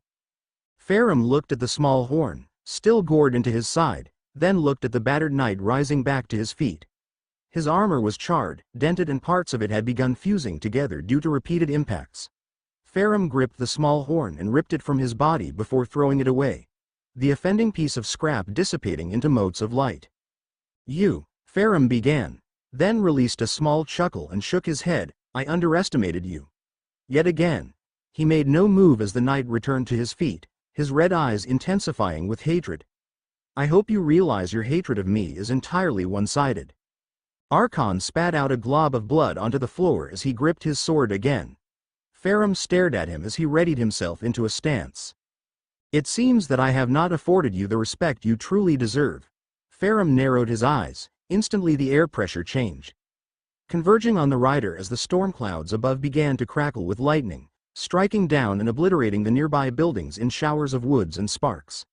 Farum's spearhead began to glow a bright yellow and pulse with power. He lowered it so it was pointed at Archon. From now on, you face Farum, former heir of sunlight, and god of war. You may attach as many titles as you need to yourself. Archon scoffed, his breath heavy as he struggled to stay on his feet. It will not change what you truly are. I suppose not, Farum muttered, then advanced. Master Group POV. These must be the refugees, Ash shouted as he blasted away a wyvern attacking a caravan. The group had happened upon a contingent of carriages carrying away the citizens of Montlucon when they had arrived at the outskirts of the city. Focus on protecting them, Ritska shouted back. He then looked up at the walls to see Marie and Sigward launching projectiles at the wyverns still in the air, doing their best to either kill them or focus their attention on anything that wasn't the fleeing residents. Ritska bit his lip. He wanted to regroup with Jean to ensure the safety of the other saint, however they had to make sure that the evacuation was successful. Steeling himself, he decided to place his trust in his servants that they would keep St. George safe. Mash. The pink-haired girl turned to him. We're going to trust in Jean and the others. She nodded at him. Make sure that the people are protected from the wyverns. Yes, Senpei. She abruptly turned away and resumed her offensive against the lizards. Ritska turned to Astolfo, who landed the hippogriff next to him. Rider, I'm trusting you to keep these two safe. The boy responded with a small nod and wide grin. What about us then? Ritska turned to his new companions, Elizabeth Bottori and Kiyohime. I want you two to help with protecting the caravans alongside Ash-san, Mozart and Mash. He steeled his expression at them. I don't want a single person killed while they're fleeing. Kiyohime giggled. I suppose I could be so inclined to help you. Master Sama. Her expression turned deadly as she marched forwards and released balls of fire at the wyverns in the sky, sending them shooting off in different directions in an effort to avoid being hit. I'm not gonna let some snake show me up. Elizabeth growled and sprinted off. You might not have the qualifications to be a manager, she shouted at Ritska. But that shouldn't stop you from seeing an idol at work. Ritska blinked in confusion at her and looked over at the three servants to his left. I don't understand either, Siegfried mumbled at him, then gave an apologetic look. Sorry. Don't sweat it, pal. Siyu coughed out next to him. Girls like that. There ain't no understanding them. He nudged his head upwards. They're like our resident rider. Absolutely crazy. Oi. Rider shot back. It's my evaporation of reason skill. And why do you have that? Because the moon stole my sanity. Ritska shook his head and pulled out his disc. Activating it, he swiftly received an answer from Jean. The woman crouched down and the sounds of wyverns echoing in the background. How close are you to evacuating the city? He asked her. The woman grunted as she seemed to fend something away off screen before turning her attention back to him. We're nearly done. She growled in frustration as she smacked away a wyvern diving at her. St. Georgios believes we have only a couple more wagons remaining. What of the enemy rider? Ritska asked in a slight panic. Roman had relayed the readings he was receiving from the enemy servant to them, and the reactions were less than ideal. He is still being occupied by Sir Archon. Jean's face became more somber, however. He won't be able to last long against him, I fear so. Keep fighting, we're outside the city now. Ritska relayed to her. We're protecting the caravans as they flee. Once you're finished in there, join us outside for a retreat. Of course. Jean shut off the communication disc, leaving Ritska alone with the other servants. He looked around. The number of wyverns still alive was dwindling rapidly. He allowed a small smile to grace his features before he schooled himself. The wyverns were only part of the problem. If the enemy rider were to catch them now, with that dragon of his and his divine nature, they wouldn't be able to stand a chance with two of their heavy hitters out of commission, and Ryder had already given them their chance to try and even the playing field. He would kill them this time if he caught them out in the open. Their only chance now lay in a servant he had never met but who was willing to sacrifice his own life to allow them to escape. If Ritska got out of this and ever summoned them, he really would need to them wholeheartedly. Archon Pav's red eyes widened in surprise as Farum vanished his spear and merely grabbed Archon's forearm as he went for a slash against Ryder. Farum tightened his grip on Archon's arm and twisted it to the side, the black sword falling out of the saber's grasp. He had little time to ponder what to do with the loss of his weapon before Farum gripped the collar of his armor and then hoisted him into the air before bodily slamming him into the ground. Archon released a bloodied cough before he was silenced when Farum's boot crashed into his head, forcing it further into the ground and leaving a man-shaped crater in the stone pavement. Farum lifted his foot up before leaning down and gripping the Silver Knight's ankle, dragging him into the air and holding him upside down. Archon remained motionless, still reeling from the brutal impacts. He was given no opportunity to react when the rider flung him away and sent his body crashing through several houses and into a clearing in town, which at one point had been a market. Archon coughed up a small puddle of blood as he climbed onto his hands and knees, his mind still a mix of reorientating itself. He slowly lifted his head up, only to take a shin to the face as Farum kicked him away and onto his back. Archon wheezed before rolling himself onto his side.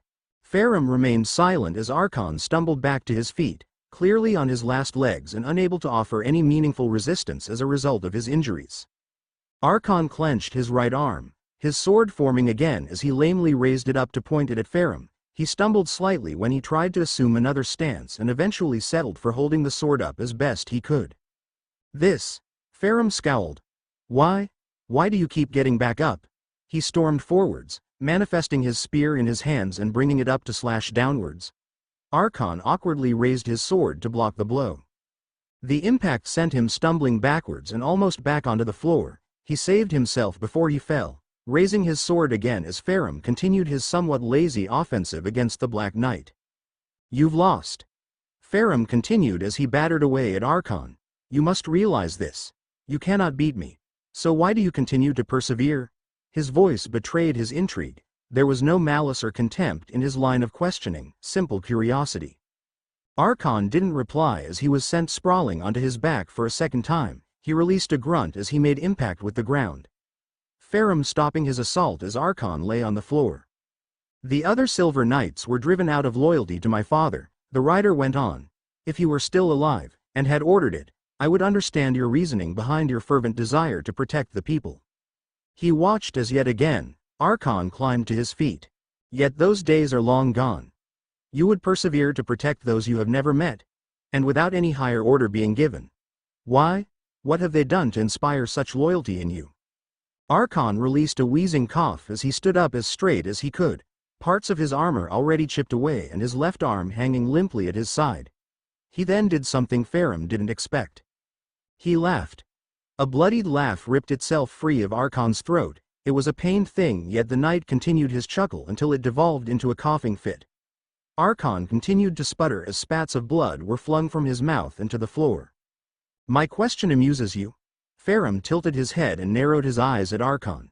The Black Knight's coughing eventually stopped and red eyes focused themselves on their opponent. Archon released another cough. They didn't need to do anything to inspire my loyalty. Farum blinked and frowned at Archon. The knight, however, continued. We never needed anything in return. Our lives, our happiness, our purpose, they all came from serving Lord Gwyn. He let out a pained wheeze. We never needed anything else. Perhaps Lord Gwyn is gone. And an Orlando shrouded in dark. But that doesn't matter. Our vow lives on. The knight looked to the sky, Farum forgotten. Protect those we deem worthy of it. Archon looked back down to Farum. They didn't need to do anything. I judged them worthy of my aid. Just as we all judged Lord Gwyn and his children worthy of serving. Archon slumped his shoulders. That is why. Why perhaps I can never hate you fully. The blackness of his armor began to fade away, leaving the battered darkened steel knight holding a chipped sword. Because, even after all you have done, your grand betrayal of your father, there were still so many who were loyal to you regardless. Esser Ornstein hid it well. But we always knew that he was more loyal to you than Gwyn. Archon released a sigh. I protect these people. I sacrifice my life for them, because I want to. Because, Farum imagined that the Silver Knight was smiling behind his helm, because it is a task befitting a Silver Knight. Because we were to shepherd them. Archon slumped his shoulders. Perhaps. That was why you sided with the dragons. Because you judged them worthy enough to protect. He sniffed and raised his sword. I suppose it matters little now. I suppose not. Farum nodded his head. Goodbye, Sir Archon. He lowered his spear and began to charge it. You are a true knight of Anor Londo. If I were a true knight, Archon scoffed, Gwyn would still be alive. Perhaps. Farum nodded. Perhaps if I were a better son. Perha. Archon was cut off and stumbled forwards. He released a choked gasp as he struggled to stay on his feet. Both Farum and Archon stared dumbly at the situation. It was impossible to tell which of them was more surprised at the gaping hole in Archon's chest and the malignant darkened spear which had blasted through him and impaled itself in the pavement. Both combatants stared at the hatred made manifest before it fizzled out of existence. Geez. Farum slowly turned his head to see Jalter meander her way into the clearing, a bored look on her face, and she came to a stop in between the two servants. What the hell was taking you so long? She gestured to Archon, still not looking at him. This guy was below trash and you were wasting so much time killing him. Why yo? Archon raised his sword and stumbled towards the servant. Jalter turned and gave him a lazily look as he approached her, only to collapse to his knees a few feet from her and his sword dropping to his side. Jalter gave him a disgusted look before she gripped the hilt of her sword and withdrew it from its scabbard. Get lost, filth. She swung the sword and Archon's head fell from his body and clattered to the ground. The knight slumped onto the ground and began to disappear into motes of light. Farum remained silent as he continued to stare at the spot Archon had just been before slowly turning his head to stare down at Jalter. The woman stared at the bloodstains on her sword as if she were staring at something filthy before she flicked it clean and slid it back into her scabbard and giving Farum a glare. Good job, halfwit. She spat. Because of you and your honorable combat shit, you've just allowed the enemy servants to escape and all of the residents of this miserable little hovel. Farum said nothing as he continued to stare into her eyes. The woman scoffed. What? Are you mad because I killed this little knight? She sneered. I'm beyond pissed that you keep failing to do anything right. What was that? Farum eventually spoke, the final word promising retribution. You were taking too long. Jalter waved him off. A nuisance like this guy should have taken a few seconds for you to kill. When you find an annoying little cockroach, you don't spend ages staring at it. You just stomp on it. Farum stalked towards Jalter until he was towering over her. The woman gave no indication that she was intimidated. He was mine to kill. You haven't actually killed anyone who could swing a sword yet, though. Jalter scoffed. Every time I send you to do something important you either fail or take too long to do it right. She gestured to the abandoned town around them. If you actually did what I asked you, this place would be a pyre. You test me too often. Farum lowered his spear towards her. I am tempted to take your head, here and now. By the power of my command seal. Jalter lazily intoned, Rider. You will fight and kill the enemy servants even if it means your death. Farum flinched as the seal took effect. By the power of my second command seal, you will put everything you have into fighting the enemy servants. Yo you. By the power of my third command seal. Her arm glowed brighter. You will kill yourself if you do anything to jeopardize my safety. Farum stumbled before fixing Jalter with a glare that would have incinerated anyone else. This is not over, wench. Seems pretty over to me. Jalter snarled before walking off, leaving Farum alone to stare at her back as she retreated off. He looked down at the spot where Archon had been before he turned away. Master Group Pog. That was a close one. Ritzka let out a breath he didn't realize he had been holding in as they watched the caravans disappear into the distance. He turned to St. Georgios as he approached him. It is a pleasure to meet you. Georgios nodded to Ritzka and gave him a warm smile. It is my understanding that it was you who sent the group of servants to aid us and provided cover for the evacuees? Why yeah. Ritzka stammered slightly then gave Georgios a smile back. I'm Fujimaru Ritzka. It's a real honor to meet you, St. Georgios. Georgios nodded back to him, then turned to Jean. I believe you said you needed my aid with something? Yes. Jean nodded. Follow me. Sir Siegfried and Lancer are both in need of our combined aid. Perhaps we should return to camp first. Ash interjected. As important as healing is, I would rather we attempt it far from this place. Saber is correct. Olga spoke up, a screen flashing into existence. You're much too in the open here. There is a forest a few miles from you. Head there and set up a circle for us to send you fresh supplies and prepare a plan of attack. Ash walked off and joined up with Sigward. A silver knight? He asked as he approached the Onion Knight. Sigward nodded. Quite so. He seemed a good fellow too. He turned and stared into Ash's helmet. He also revealed the identity of the enemy rider. Ash nodded. Perhaps we have some good news then. He frowned behind his helm when Sigward shook his head. I'm afraid not. Sir Archon said that the rider was Gwyn's firstborn son. Ash froze. Yes. As a warrior of sunlight. I suspect you realize what this means. Aye. Ash stumbled back. I killed him, Sir Ash. Sigward reached out. Ash remained motionless before he turned away. We should make ready to move out. He walked off. Sigward frowned behind his helmet and shook his head. Sir Sigward?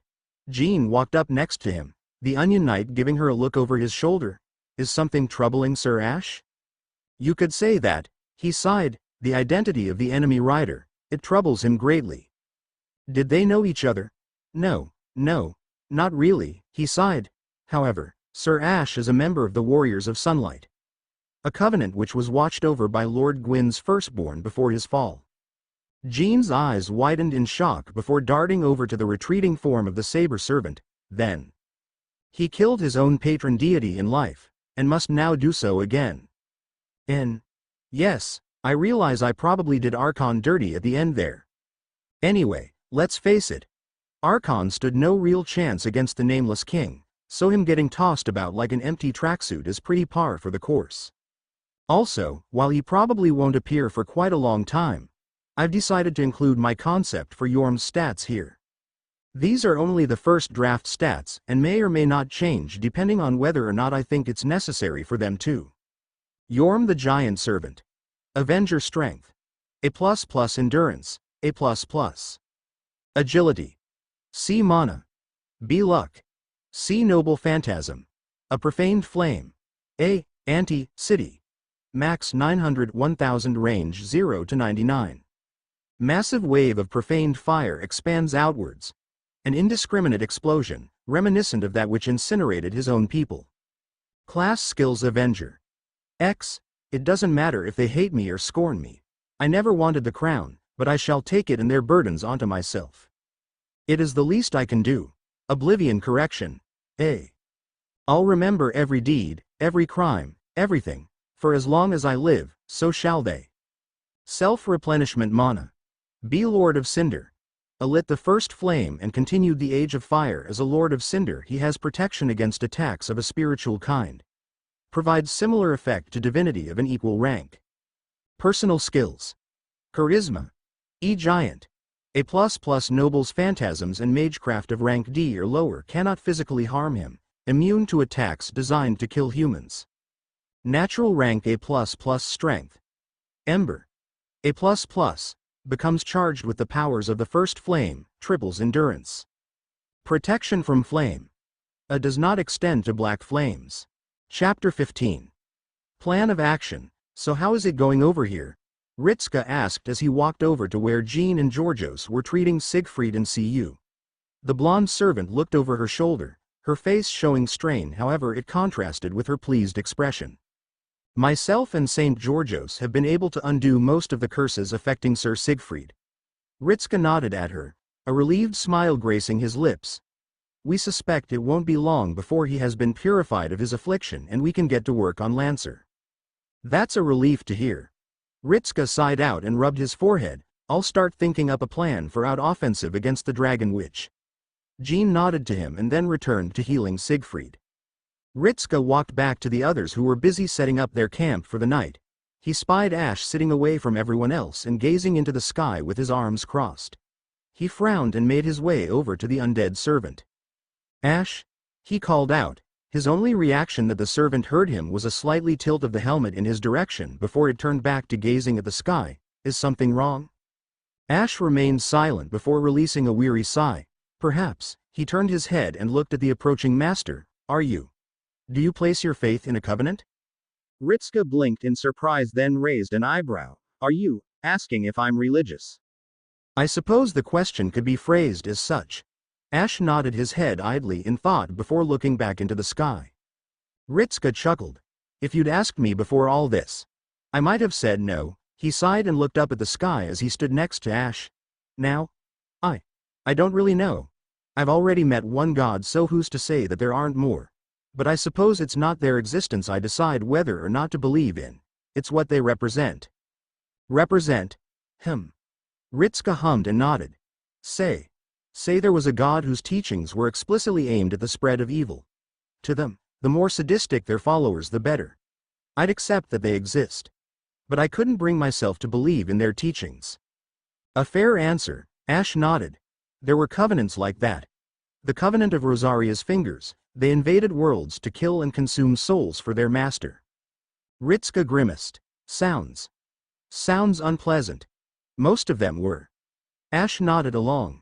Those I encountered would often breach the veil between worlds for the express purpose of killing me and offering my souls to their goddess.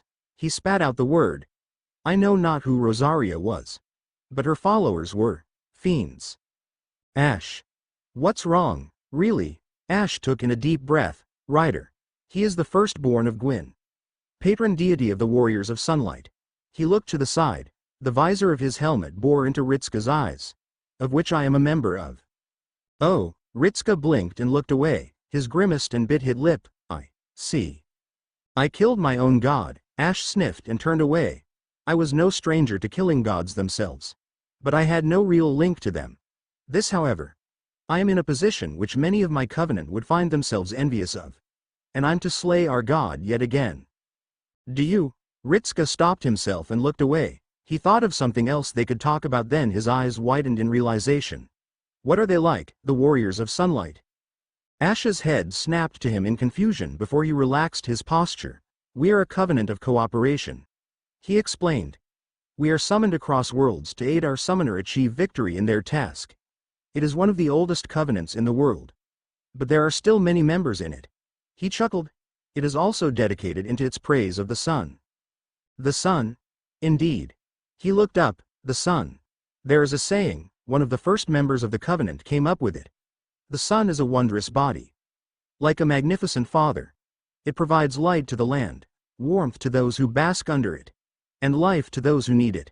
He looked back at Ritska. Is it any wonder it deserves worship? I guess.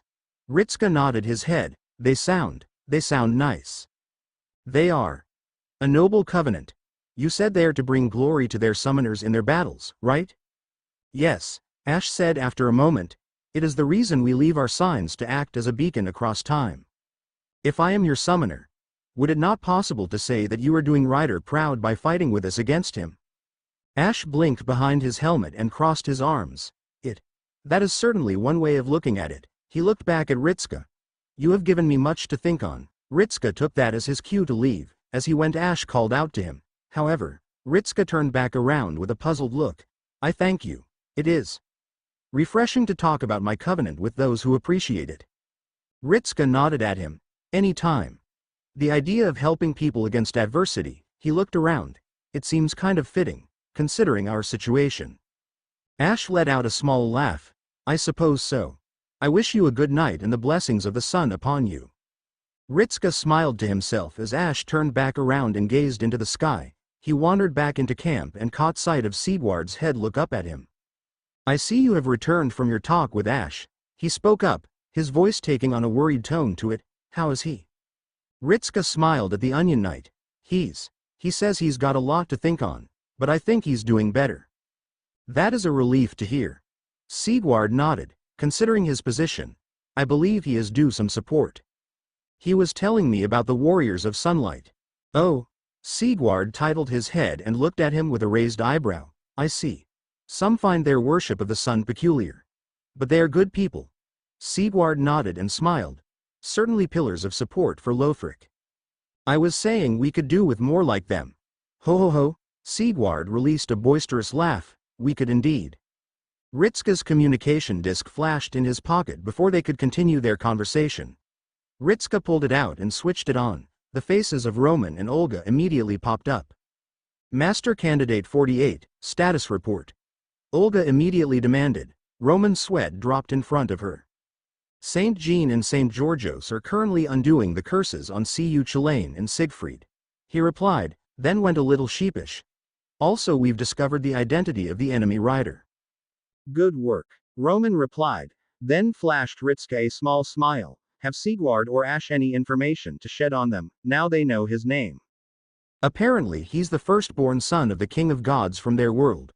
Ritska gave a nervous smile as Roman's face froze and Olga let out a long sigh and palmed her face. Anything else?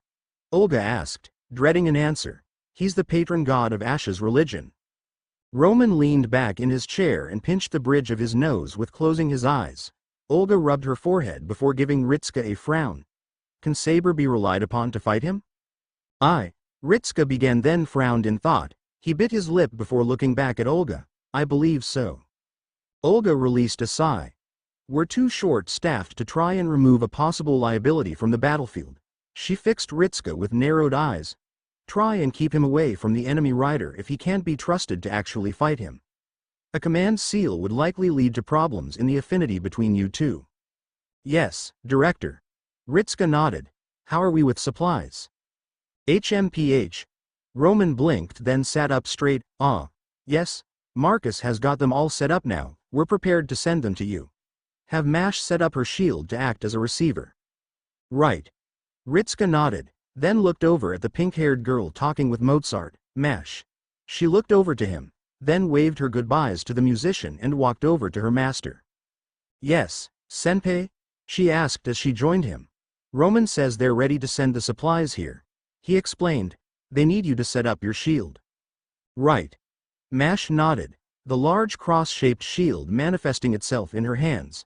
She walked to a small clearing in the center of the camp and sat it down. Ready, Senpai. Marcus. Roman called into the screen, you're up. The shield flashed to life. In an instant there were several crates upon it marked as provisions, in a similar manner to the last time they received them. Thanks. Ritska nodded to Roman. The doctor nodded back and shut off the communication. Ritska pocketed the device and turned to look over the group they had. Guys. We got food. Undead can't taste anything. Ash called from his spot. It's why Estes soup has no taste save warmth. Oh. Ritska cringed slightly and looked over the rest of the group. How about you guys? Wait till I get my stomach fixed. CU called out, then smirked. I know servants don't need to eat, but I wouldn't mind some grub. They got any sweets? Elizabeth perked up, then frowned at the curious looks she received. What? It's a legitimate question. She puffed her cheeks and looked to the side. I don't think they have any confectionery. Mozart hummed in thought, a small frown on his face. Won't know until we look. Marie sang as she darted over to the box and ripped the lid open. She studied the contents with a scrutinizing eye before she evidently found what she was looking for. She stuck her hand in and then pulled free her prize, chocolate. Certainly excitable, aren't they, Mash? Ritska chuckled as he stood next to the shielder servant. Mash have him a small smile before nodding her head. It's strange, Senpai, she said as she watched the group begin to argue over the food. We're in the middle of a crisis. Tomorrow we're going out to fight against the Dragon Witch, and yet everyone seems so happy. Ritska nodded his head. They do, don't they? You wouldn't think that they thought they might die tomorrow.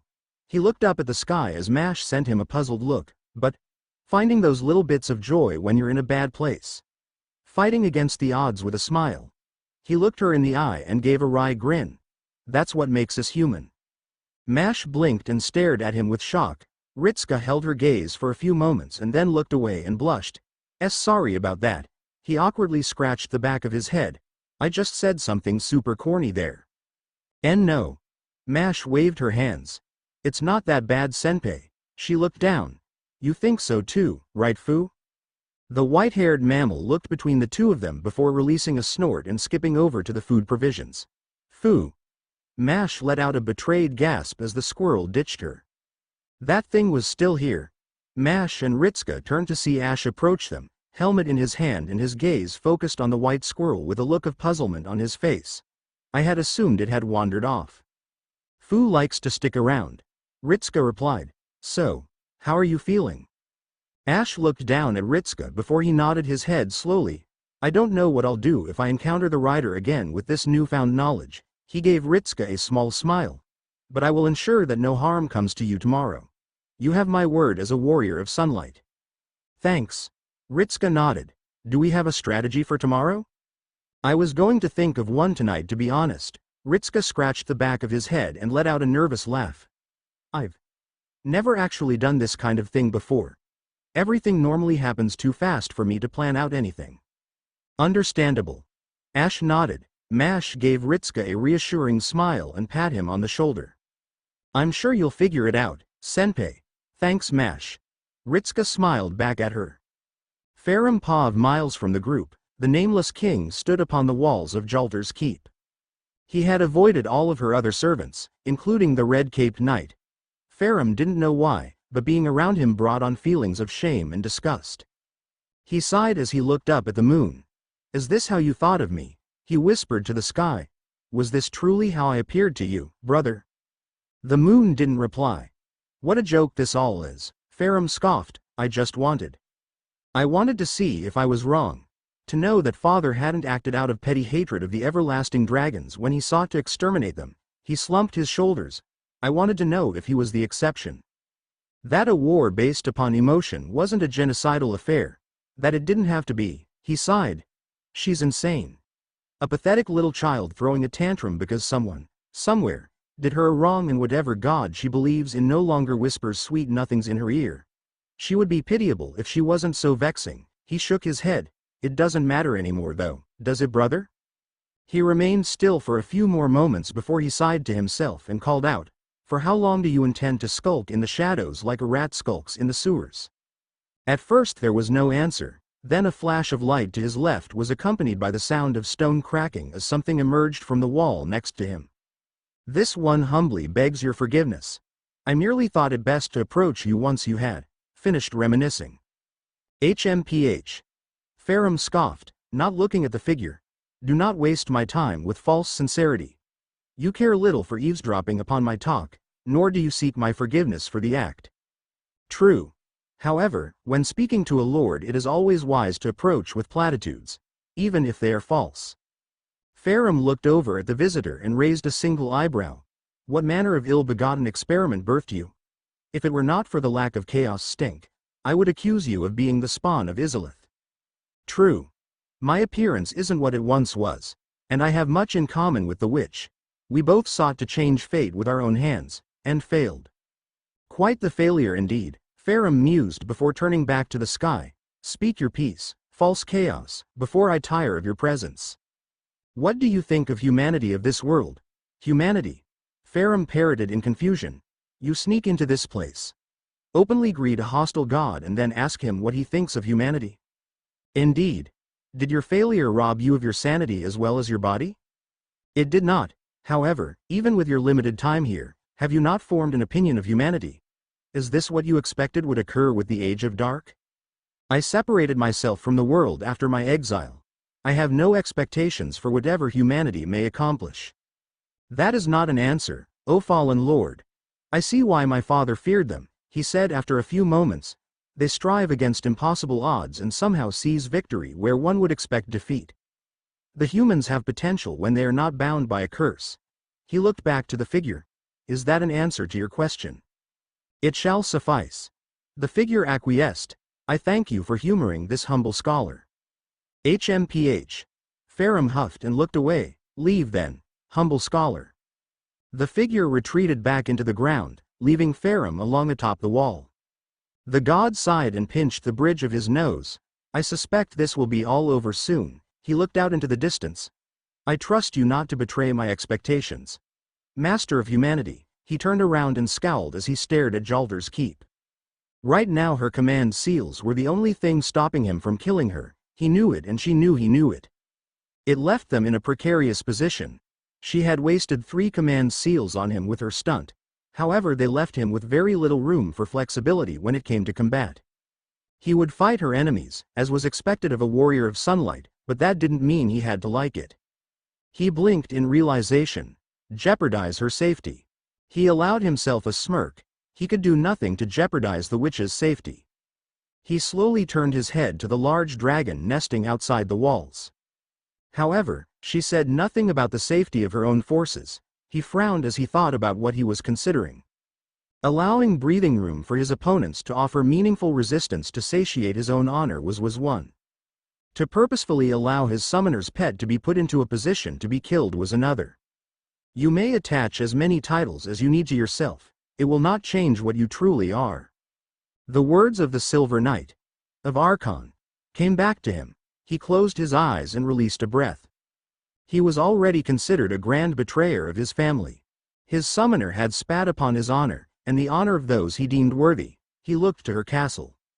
When insulted so many times, what was one more betrayal? Master Group Pov. First, we'll go over who we know is a part of the Dragon Witch's force. Ritska began as the servants gathered around him.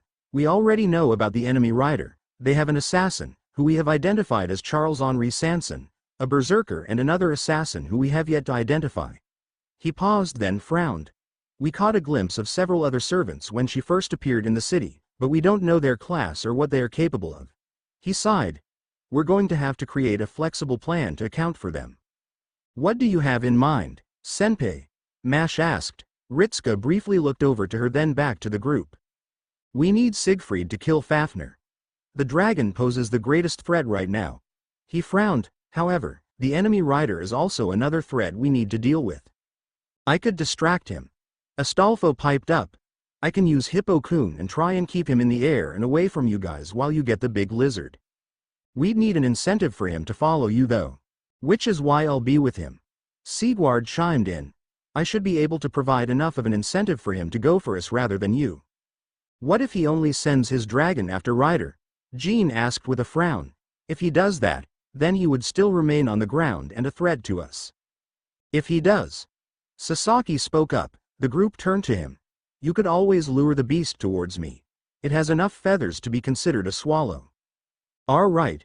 Ritska blinked, then looked over at Marie with a pensive expression. Sanson seems to be fixated on you, Marie. I hate to ask this. Don't worry. Marie waved him off and smiled. I'm fine to take care of Sanson. Maria, Mozart began, only to be cut off by the girl raising her hand. It makes sense. He's right in that we are linked like that, she smiled. Besides, I wouldn't mind talking with him. What about Berserker, Senpai? Mash asked. I'll take care of him. CU interjected with a wide grin on his face. I think I'm owed that rematch with the big lug. That leaves the unnamed assassin, a presumable archer, saber, lancer and caster, Ritska hummed in thought with a small frown. I suspect caster to be Giles, Jean said hesitantly. The other me made mention about how she forgot to bring him with her. If that is the case, he won't be at the front lines. Okay, he nodded his head, then that leave the I'll take of the assassin. Elizabeth spoke with a frown. She and I have personal differences to resolve. She gave Ritska a small smile. I'll be satisfied if I can face her. If I have any spare time after defeating her, I'll lend you a hand. Ritska decided not to press her further, considering how deeply she seemed affected by this. Okay. Sasaki. The assassin straightened slightly. How well would you fare against a saber? Sasaki smiled. I'm not one to brag, but I am confident in my skills against a fellow swordsman. That shall be your purpose. Ritska nodded. You'll focus on their saber as the main target. If you can take them out, you can have a crack at the dragon. The assassin nodded, a pleased smile on his face. This leaves only the archer and lancer, Ash pointed out. The Dragon Witch's lair is a fortress. The enemy archer would be a fool to abandon the position and meet us in the open. He frowned and crossed his arms. The lancer will likely take to the front along with the others. He looked at the others. I can fight him should he appear, however that would take me away from the main assault of the fortress. I will deal with their low-class foot soldiers and wyverns. Georgios spoke up. My dragon-slaying skill may not be as high as Sir Siegfried, but I am more than capable of keeping the wyverns away from you. I shall be at our master's side then. Kiyohime's lips curled into a mischievous smile. I don't really have a grudge with anyone aside from Sanson, Mozart sighed, but Maria is determined to face him. So I guess I'll help get the wyvern's attention. I shall face the dragon witch in combat then, Jean stated. Can you defeat her? Georgios asked with a concerned expression. Jean turned to him with a determined face. I will be victorious, she stated matter-of-factly, whether or not she is the real Jeanne d'Arc. I shall defeat her. Sounds like you've got a plan all worked out. Roman's face popped up as the screen sprung to life. That's good. The Dragon Witch's castle is north of your position, so you'll be in for a long walk to her. This is it, Master Candidate 48. Olga spoke in a stern tone as she leaned towards the screen. We cannot afford any failures in this operation. Mash. The pink-haired girl popped her head up. You are not to leave his side, make sure he stays alive. Yes, Director. The girl nodded. Olga, seemingly satisfied with the answer, nodded her head and gestured for the call to be cut. See you guys in the morning. Roman waved to them before the screen disappeared. Well. Sigward cleared his throat. I'm going for a nice nap. And then walked off and sat down next to a tree. Sounds like a plan. Astolfo nodded as well and skipped away to a sleeping bag. Night, everyone.